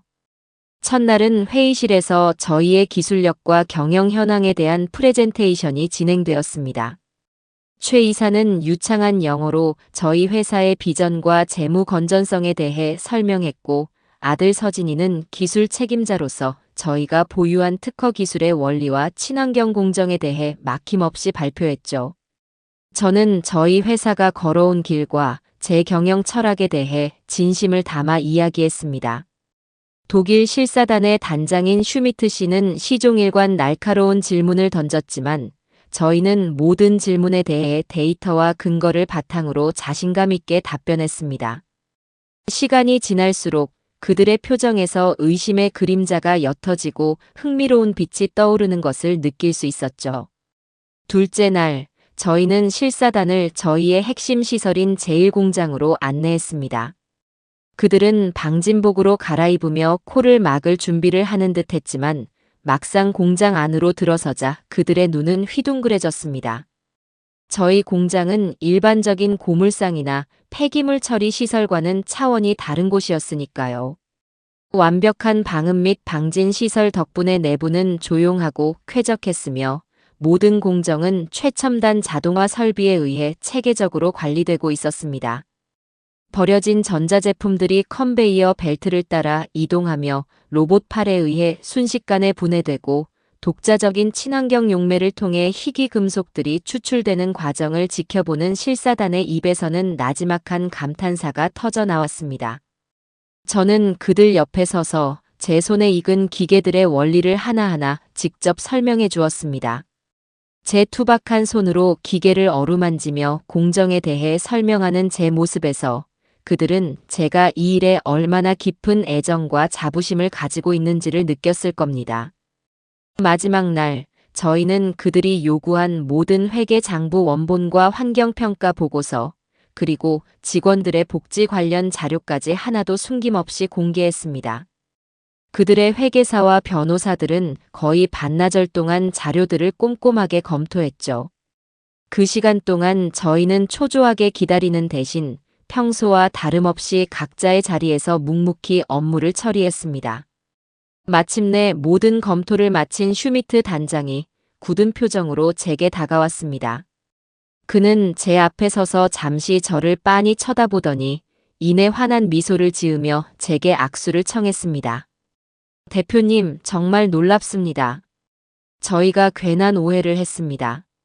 이렇게 투명하고 이렇게 혁신적인 기업을 저희가 파트너로 맞이하게 된다면 정말 큰 영광일 것 같습니다. 그 한마디에 그동안의 모든 불안과 긴장이 눈 녹듯이 사라지는 것을 느꼈습니다. 위기는 완벽한 기회로 바뀌는 순간이었죠. 제가 제 인생의 새로운 장을 열어가고 있는 동안 저를 음해하려 했던 그들의 삶은 정반대의 방향으로 빠르게 굴러떨어지고 있었습니다. 사돈의 남편이 운영하던 건설회사는 사실상 오래전부터 속 빈 강정 상태였다고 해요. 무리한 사업 확장과 부실 경영으로 빚더미에 올라앉아 있었는데 저희 집안과의 혼사를 통해 그 위기를 넘겨보려 했던 속셈이었던 거죠. 하지만 그 계획이 수포로 돌아가자 회사는 걷잡을 수 없는 자금난에 시달리기 시작했습니다.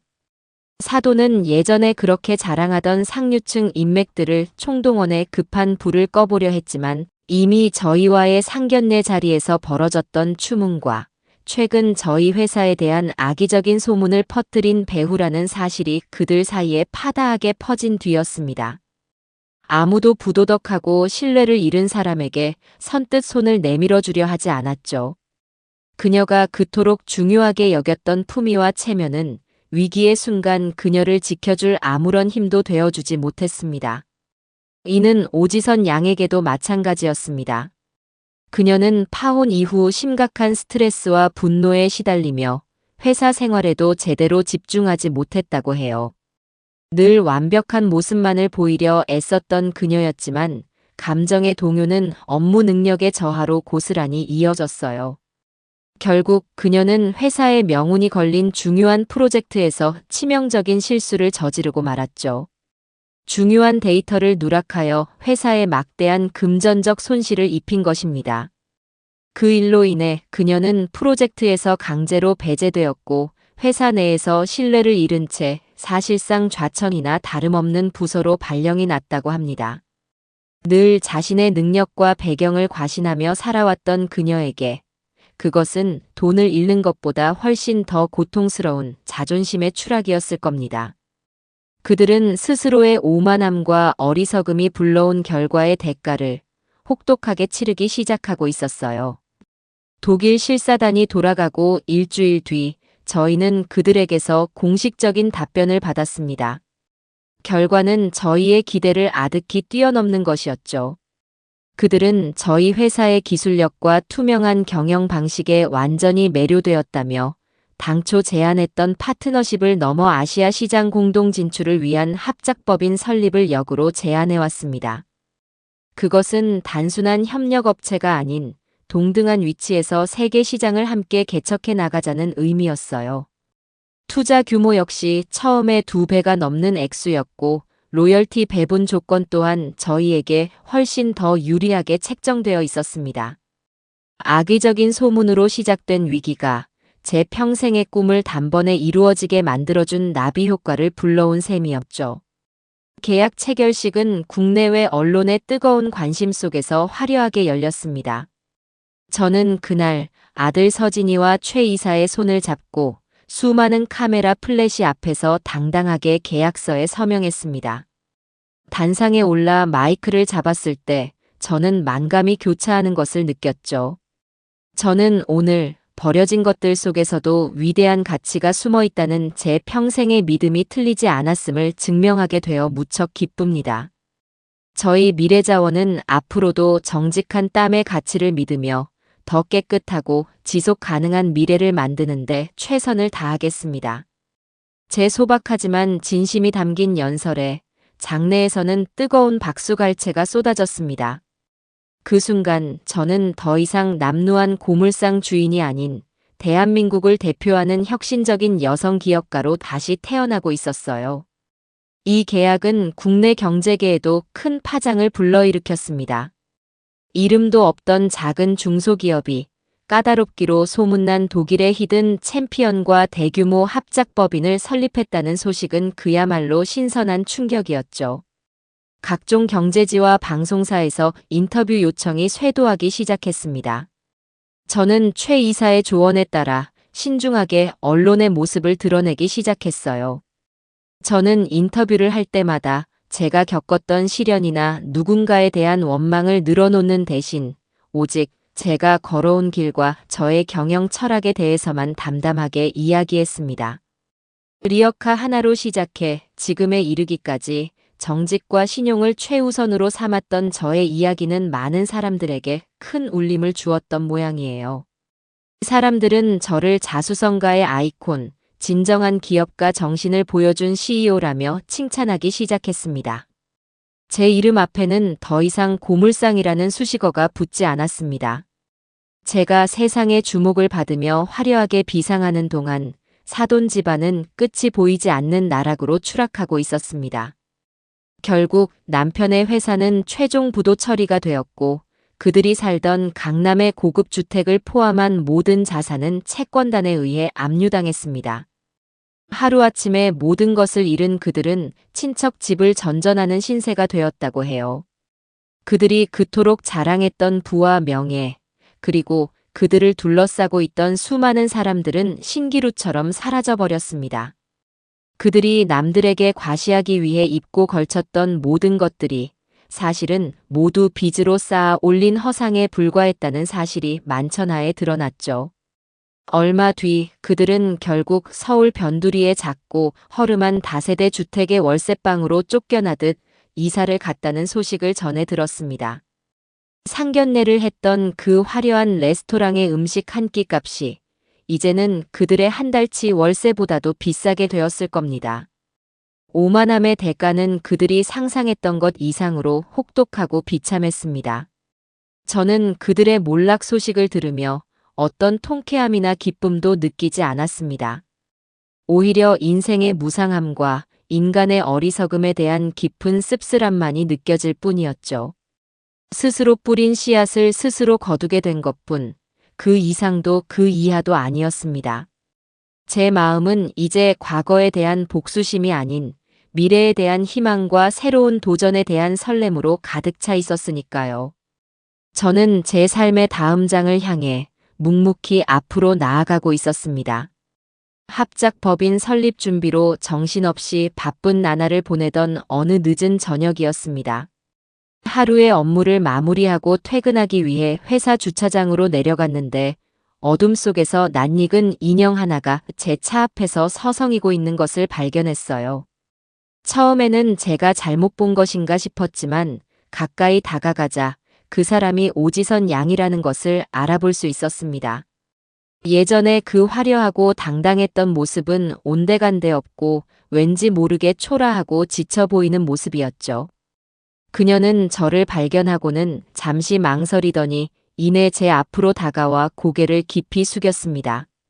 어머님, 아니 대표님. 드릴 말씀이 있어서 찾아왔습니다. 잠시만 시간을 좀 내주실 수 있을까요?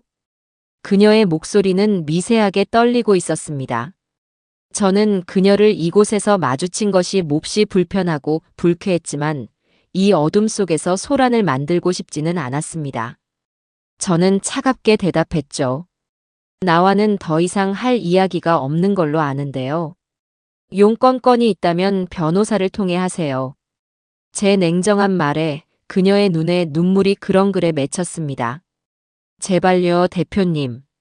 정말 이렇게는 안 되겠어서 염치 없는 부탁인 거 알지만 딱 한 번만 서진 씨를 만나게 해주세요. 제가 직접 만나서 사죄하고 싶어서 그래요.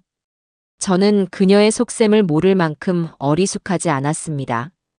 저를 통해서는 더 이상 희망이 없다고 생각하자 마음 약한 제 아들을 공략해 마지막 동정심이라도 얻어보려는 것이 분명했죠. 저는 단호하게 고개를 저었습니다. 그럴 필요 없어요. 서진이는 이미 지난 일 다 잊고 자기 인생 잘 살고 있습니다. 이제 와서 흔들지 말고 지선 양도 지선 양 인생을 사세요. 제 말을 끝으로 저는 그녀를 지나쳐 차에 오르려 했습니다. 바로 그때 그녀가 제 팔을 붙잡으며 절박하게 매달렸습니다. 제가 다 잘못했어요. 그때는 제가 엄마한테 세뇌당해서 제정신이 아니었어요. 저는 정말로 서진 씨를 사랑했다고요. 제발 한 번만 용서해 주세요. 그녀의 눈물 섞인 애원은 처절했지만 제 마음을 움직이지는 못했습니다. 이미 너무 늦어버린 후회였으니까요. 바로 그 순간이었습니다. 야근을 마치고 내려오던 아들 서진이가 주차장에서 벌어지고 있는 이 광경을 목격하고 말았죠. 아들은 굳은 표정으로 저희에게 다가왔습니다. 지선 양은 아들을 보자 마치 구세주라도 만난 것처럼 제 팔을 놓고 아들에게 달려가 매달렸습니다. 서진 씨. 나야, 지선이야. 서진 씨, 내가 정말 잘못했어. 응. 우리 다시 시작하면 안 될까? 내가 평생 오빠한테 속죄하면서 살게. 아들은 자신에게 매달려 우는 지선 양을 차갑고 무표정한 눈으로 내려다볼 뿐이었습니다. 예전처럼 당황하거나 흔들리는 기색은 조금도 찾아볼 수 없었죠. 아들은 잠시 침묵을 지키다가 자신의 팔을 붙잡은 지선 양의 손을 조용히 하지만 단호하게 떼어냈습니다. 그리고는 제 평생 들어본 아들의 목소리 중 가장 낮고 차분한 목소리로 입을 열었습니다. 지선 씨, 미안하지만 그럴 일은 없을 겁니다. 너가 정말로 나를 사랑했다면 우리 어머니를 그렇게 모욕하지는 않았을 거야. 너가 사랑했던 건 내가 아니라 나를 통해 너가 얻을 수 있을 거라고 믿었던 것들이었겠지. 그리고 설령 너의 말이 모두 진심이라고 해도 이미 소용없어. 신뢰는 한 번 깨지면 다시는 원래대로 돌아오지 않는 유리잔과 같은 거니까. 우리는 이미 너무 많은 유리 조각들을 밟고 지나와 버렸어. 아들의 말에는 어떤 원망이나 분노의 감정도 담겨 있지 않았습니다. 그저 모든 것이 끝났다는 차가운 사실만이 담겨 있을 뿐이었죠. 아들은 말을 마친 뒤 망연자실하게 서 있는 지선 양을 한번 쳐다보고는 제게 다가와 제 어깨를 감쌌습니다. 어머니, 이제 그만 가시죠. 밤 공기가 차네요. 저는 아들의 부축을 받으며 바닥에 주저앉아 소리 없이 우는 지선 양을 뒤로 한 채 조용히 주차장을 빠져나왔습니다. 제 아들은 이제 정말로 과거의 상처를 완전히 극복하고 단단한 어른으로 성장해 있었습니다. 그 일이 있고 며칠 뒤 제 비서에게서 인터폰이 걸려왔습니다. 로비에 사돈과 지선 양이 찾아와 대표님을 만나지 않으면 돌아가지 않겠다며 농성을 부리고 있다는 것이었죠. 올 것이 왔구나 싶었습니다. 저는 잠시 고민하다가 두 사람을 제 대표실로 올려보내라고 지시했습니다. 이 지긋지긋한 악연을 이번 기회에 제 손으로 완전히 끝내야겠다는 생각이 들었으니까요. 잠시 후 제 사무실 문이 열리고 두 사람이 들어왔습니다. 상견례 자리에서 보았던 그 화려하고 오만했던 모습은 어디에도 찾아볼 수 없었죠. 값싼 옷차림과 지친 기색이 역력한 얼굴, 그리고 어딘지 모르게 주눅이 든 걸음걸이. 두 사람은 제 거대한 책상 앞에 서서 아무 말도 못하고 고개만 푹 숙이고 있었습니다. 저는 일부러 아무 말도 하지 않고 두 사람이 먼저 입을 열기를 기다렸습니다. 한참 동안의 무거운 침묵 끝에 먼저 입을 연 것은 사돈이었습니다. 사부인 아니 김 대표님. 저희가 정말 죽을 죄를 지었습니다. 그녀의 말과 함께 두 사람은 약속이라도 한 듯이 그 자리에 무릎을 꿇었습니다. 저희가 사람 보는 눈이 없었습니다. 저희의 어리석음과 탐욕 때문에 대표님과 서진이에게 씻을 수 없는 상처를 드렸습니다. 정말 죄송합니다. 그들은 바닥에 이마를 대고 용서를 빌기 시작했습니다. 하지만 저는 그들의 사과가 진심에서 우러나온 것이 아니라는 것을 알고 있었죠. 그들은 자신들의 잘못을 뉘우치는 것이 아니라 자신들이 처한 비참한 현실에서 벗어나기 위해 마지막 지푸라기라도 잡으려는 것뿐이었습니다.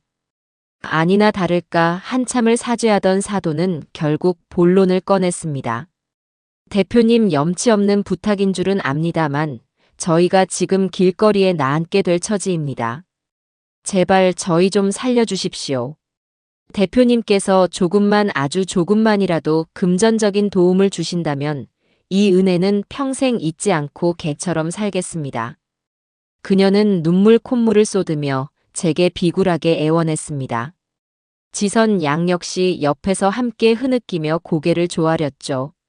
상견례 자리에서 저를 벌레 보듯 내려다보던 그 오만한 눈빛과 지금 제 발치에서 돈을 구걸하는 이 비참한 모습이 겹쳐지며 저는 인간이라는 존재에 대해 다시 한번 깊이 생각하게 되었습니다. 저는 자리에서 일어나 무릎 꿇고 있는 두 사람에게 다가갔습니다. 그리고 그들 앞에 쪼그려 앉아 그들의 눈을 똑바로 마주 보았죠. 저는 차갑지도 뜨겁지도 않은 아주 평온한 목소리로 그들에게 말했습니다. 두 분 일어나세요. 저는 무릎 꿇은 사람과는 이야기하지 않습니다. 제 말에 두 사람은 마지못해 자리에서 일어났습니다. 저는 다시 제자리로 돌아와 앉아 마지막 선고를 내리듯 입을 열었습니다. 돈은 빌려드릴 수 없습니다. 돈으로 시작된 두 분의 불행이 다시 돈으로 해결될 수는 없는 노릇이니까요. 그건 두 분을 돕는 것이 아니라 오히려 두 분을 더 깊은 수렁으로 밀어넣는 일이 될 겁니다. 제 단호한 말에 두 사람의 얼굴에 절망의 빛이 드리워졌습니다. 저는 말을 이었습니다. 하지만 제가 돈 대신 다른 것을 드릴 수는 있습니다. 기회 말입니다. 저는 책상 서랍에서 메모지 한 장을 꺼내 그 위에 주소 하나를 적었습니다. 이곳은 저희 회사에서 가장 고되고 가장 험한 폐기물들을 처리하는 제3공장입니다. 만약 두 분이 정말로 지난날을 뉘우치고 새로 시작할 의지가 있다면 내일 아침 이곳으로 찾아오세요. 제가 다른 사람과 똑같은 조건으로 일할 수 있는 자리를 마련해 드리겠습니다. 땀의 가치를 그토록 무시했던 분들이니 직접 그 땀의 가치를 몸으로 배워보는 것도 나쁘지 않은 경험이 될 겁니다. 제 제안에 두 사람은 마치 귀신이라도 본 듯한 표정으로 저를 쳐다보았습니다. 그들의 얼굴에는 감사함이 아닌 경악과 모욕감이 가득했죠. 아마도 그들은 제가 수표 몇 장을 던져주며 그들을 쫓아낼 것이라고 예상했을 겁니다. 하지만 제 제안은 그들의 마지막 남은 자존심까지 철저하게 무너뜨리는 그 어떤 복수보다도 더 지독한 것이었을지도 모릅니다. 저는 더 이상 아무 말도 하지 않았습니다. 선택은 이제 온전히 그들의 몫이었으니까요.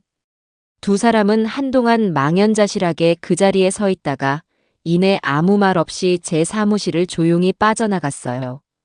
그들의 뒷모습을 보며 저는 이 길고 지독했던 악연이 드디어 완전히 끝났음을 직감했습니다. 제 사무실을 망연자실하게 빠져나갔던 그들과의 재회는 그것이 마지막이었습니다. 저는 그 후로 두 사람이 제 제안을 받아들여 제3공장으로 찾아왔다는 소식을 듣지 못했죠. 아마 그들의 마지막 남은 하찮은 자존심이 땀 흘려 일하는 정직한 노동의 가치를 끝내 받아들이지 못하게 만들었을 겁니다. 저는 더 이상 그들의 안위에 대해 궁금해하지 않았습니다. 제게는 이제 과거를 돌아볼 시간이 없었으니까요. 제 인생은 최정혁 이사라는 유능한 파트너와 함께 하루가 다르게 새로운 지평을 향해 나아가고 있었습니다. 최 이사와의 협업은 제게 단순히 사업적인 성공 이상의 것을 가져다 주었습니다. 그는 제게 잊고 있던 배움의 즐거움을 일깨워 주었고 제가 가진 경험과 연륜의 가치를 존중하면서도 끊임없이 새로운 도전을 하도록 저를 자극했죠. 저희는 밤늦게까지 회의실에 남아 새로운 사업 전략을 두고 치열하게 토론하다가도 허기가 지면 사무실 근처의 허름한 국밥집에 마주 앉아 소주잔을 기울이며 서로의 인생에 대해 이야기하곤 했습니다. 그는 제게 단순히 유능한 컨설턴트가 아니라 제 인생을 이해해주고 제 꿈을 함께 응원해주는 든든한 동지이자 친구가 되어주고 있었어요. 아들 서진이 역시 그런 최 이사를 친형처럼 따르며 이전과는 비교할 수 없을 만큼 듬직하고 유능한 경영인으로 성장해 나가고 있었습니다.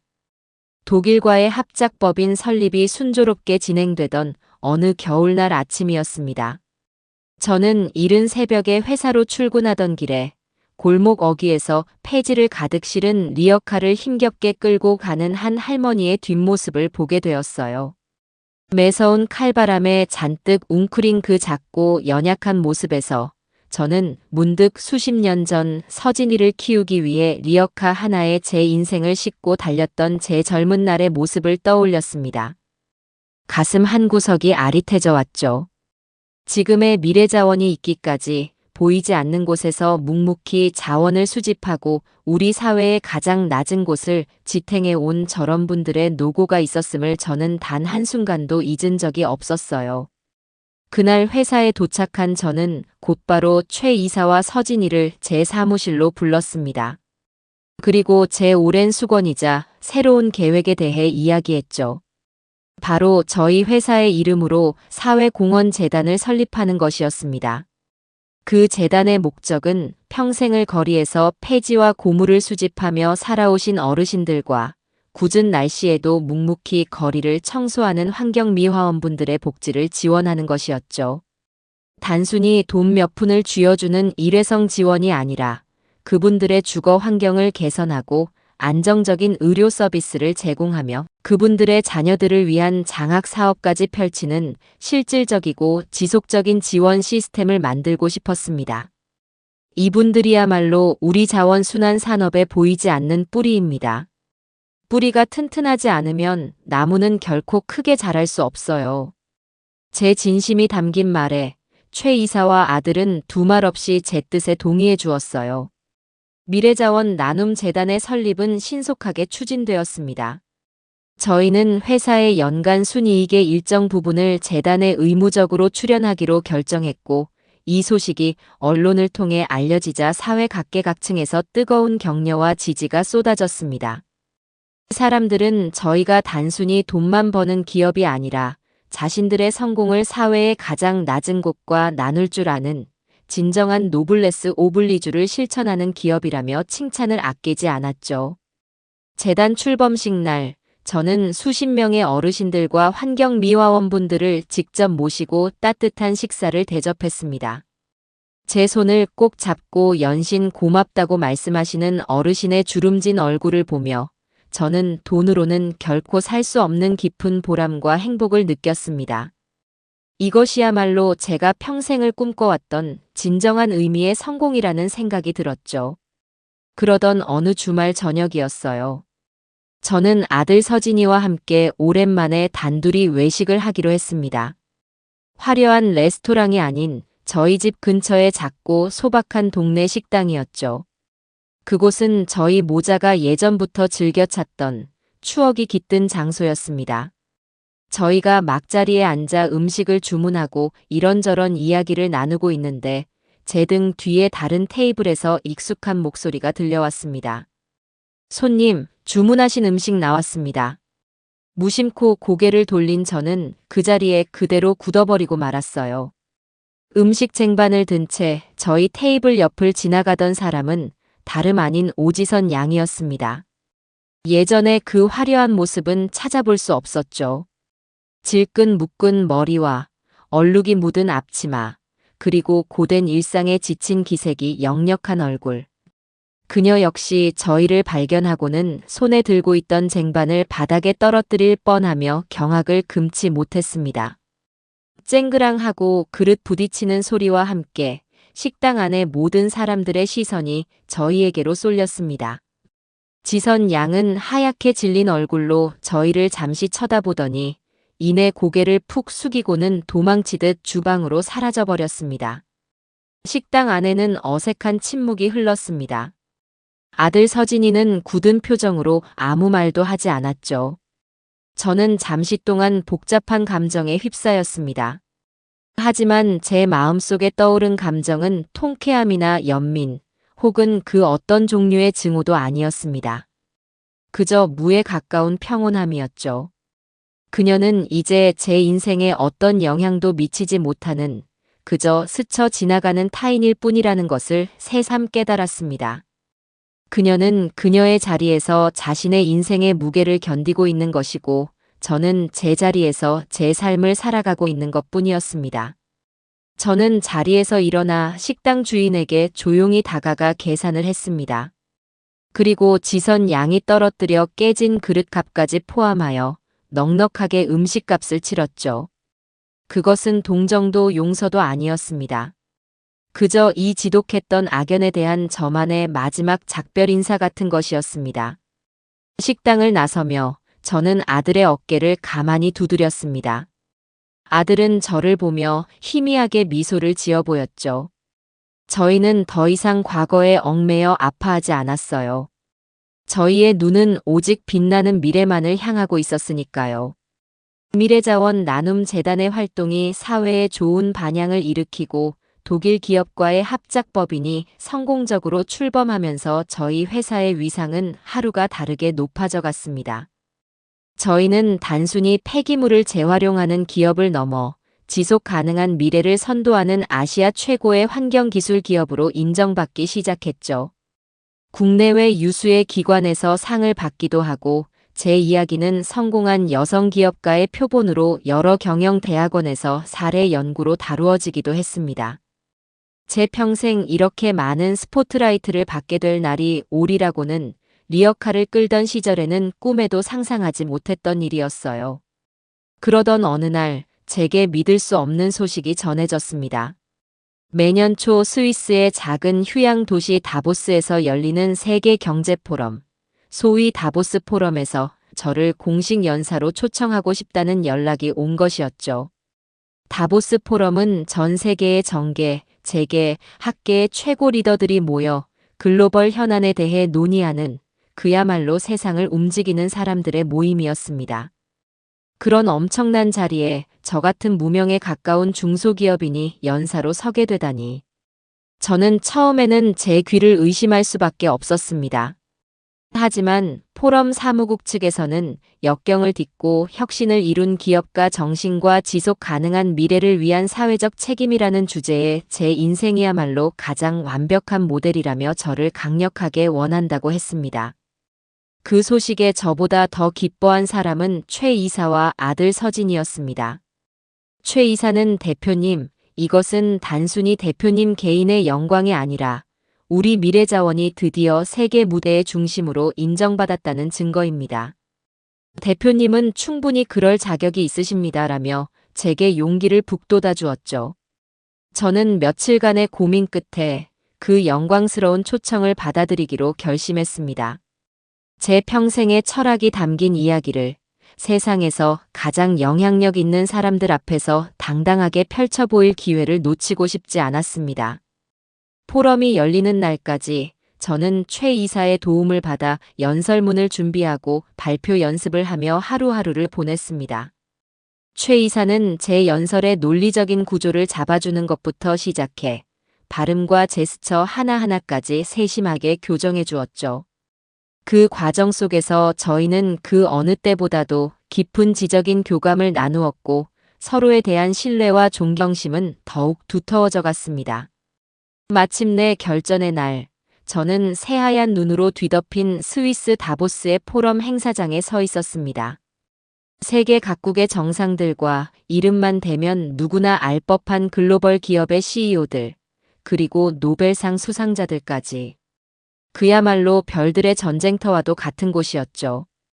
제 순서가 되어 연단에 섰을 때 저는 제 심장이 터질 것처럼 긴장되는 것을 느꼈습니다. 하지만 객석 맨 앞자리에 앉아 저를 향해 믿음 가득한 눈빛으로 응원을 보내고 있는 최 이사와 아들의 모습을 보자 신기하게도 마음이 차분해지는 것을 느꼈죠. 저는 준비한 연설을 시작했습니다. 제 이야기는 화려한 미사여구나 복잡한 경영 이론으로 채워져 있지 않았습니다.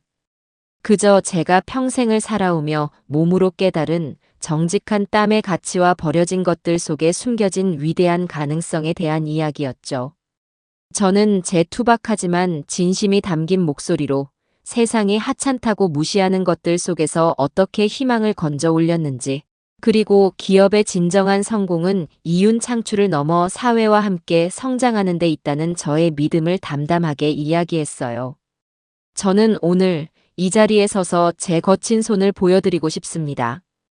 이 손은 세상이 버린 쓰레기 속에서 금보다 더 귀한 가치를 찾아냈습니다.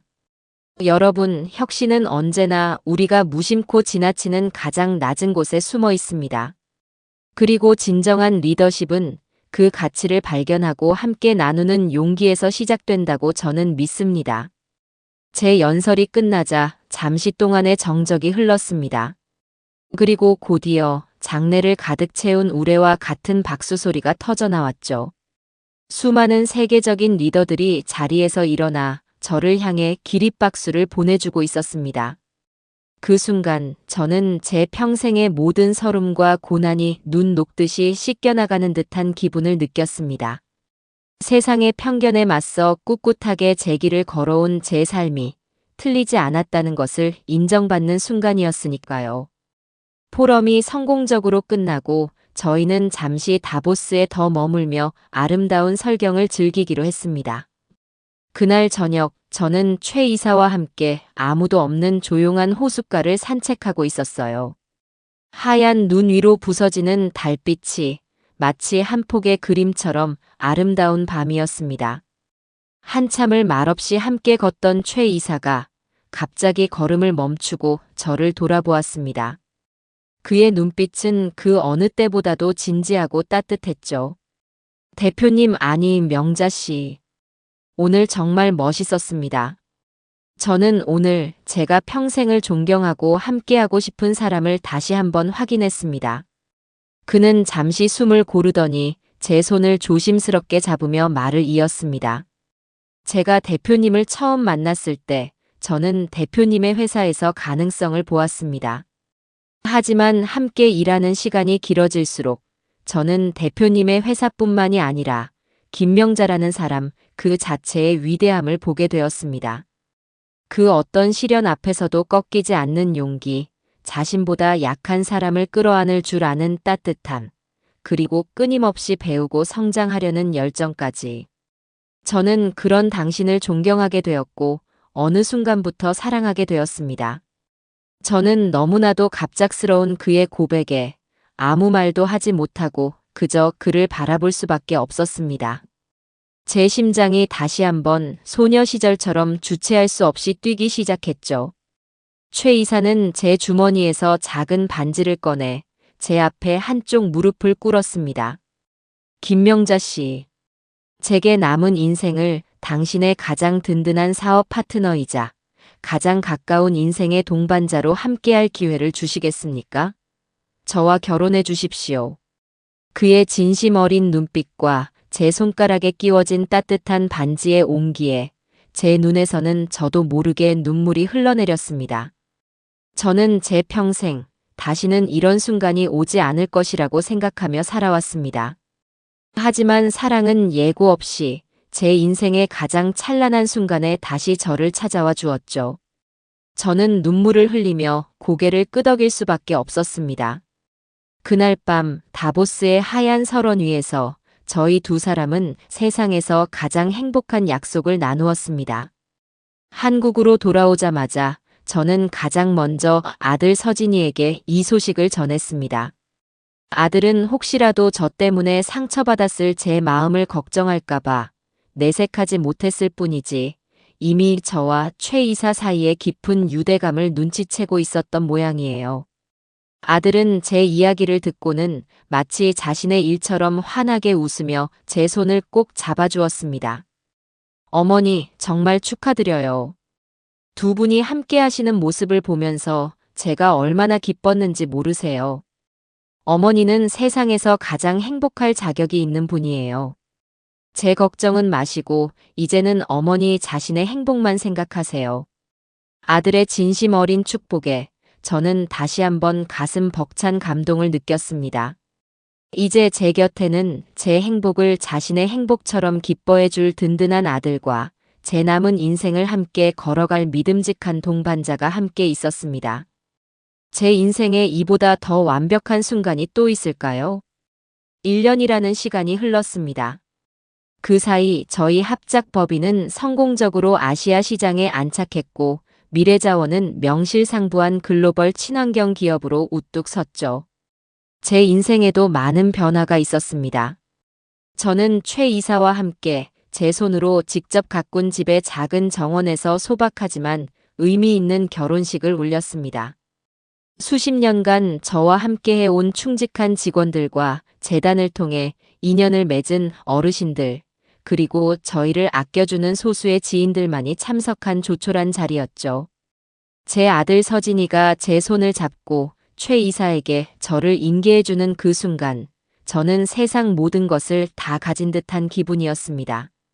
저희는 화려한 예물이나 값비싼 드레스 대신 서로의 꿈을 평생 지지하고 응원하는 최고의 동지가 되겠다는 진심 어린 서약을 나누었습니다. 결혼 후 저는 경영 일선의 많은 부분을 부사장으로 승진한 아들 서진이에게 과감하게 위임했습니다.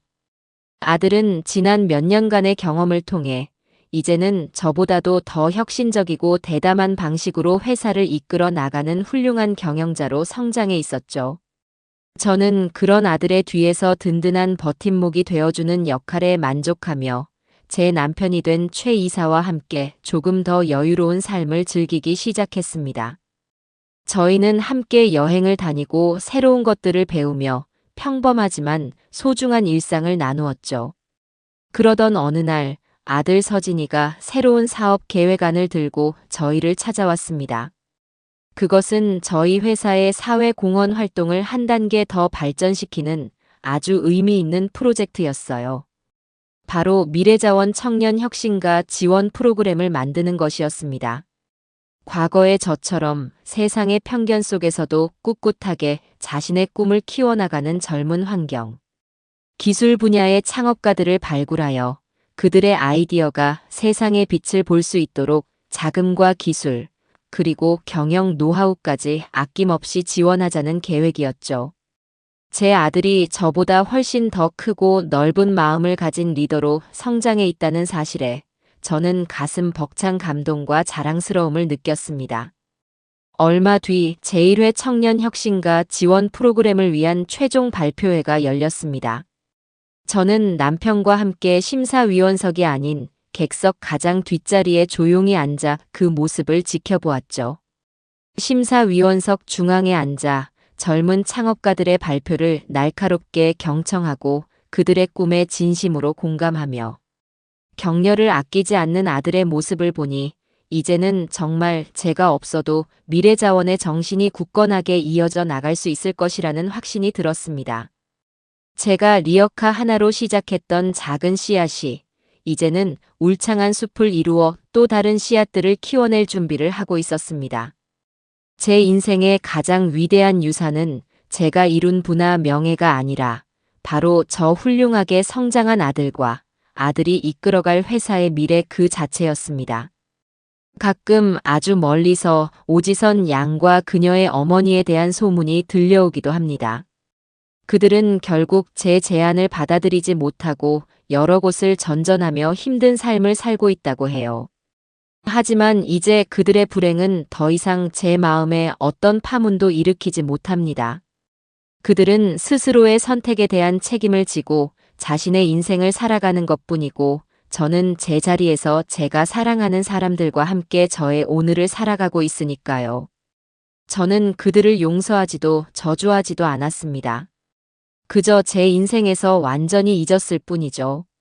어느 맑은 가을날 오후 저는 남편과 함께 저희 집 정원의 벤치에 앉아 따뜻한 차를 마시고 있었습니다. 제 옆에는 이제 제법 의젓해진 아들 서진이가 곧 태어날 자신의 아이, 즉 제 손주를 위한 작은 나무를 심고 있었죠. 평화롭고 더없이 완벽한 풍경이었습니다. 저는 제 투박하고 거친 손을 가만히 내려다보았습니다. 한때는 부끄럽고 서러웠던 이 손. 하지만 이 손은 제 아들을 키워냈고 폐허 속에서 희망을 일구어냈으며 마침내 제 인생의 마지막 사랑을 굳게 맞잡고 있었어요. 제 삶은 그 어떤 값비싼 보석보다도 그 어떤 화려한 명예보다도 찬란하게 빛나고 있었습니다. 스스로의 힘으로 얻어낸 이 완전한 행복 속에서 저는 더 이상 바랄 것이 아무것도 없었어요. 제 인생은 그것으로 충분히 만족스럽습니다.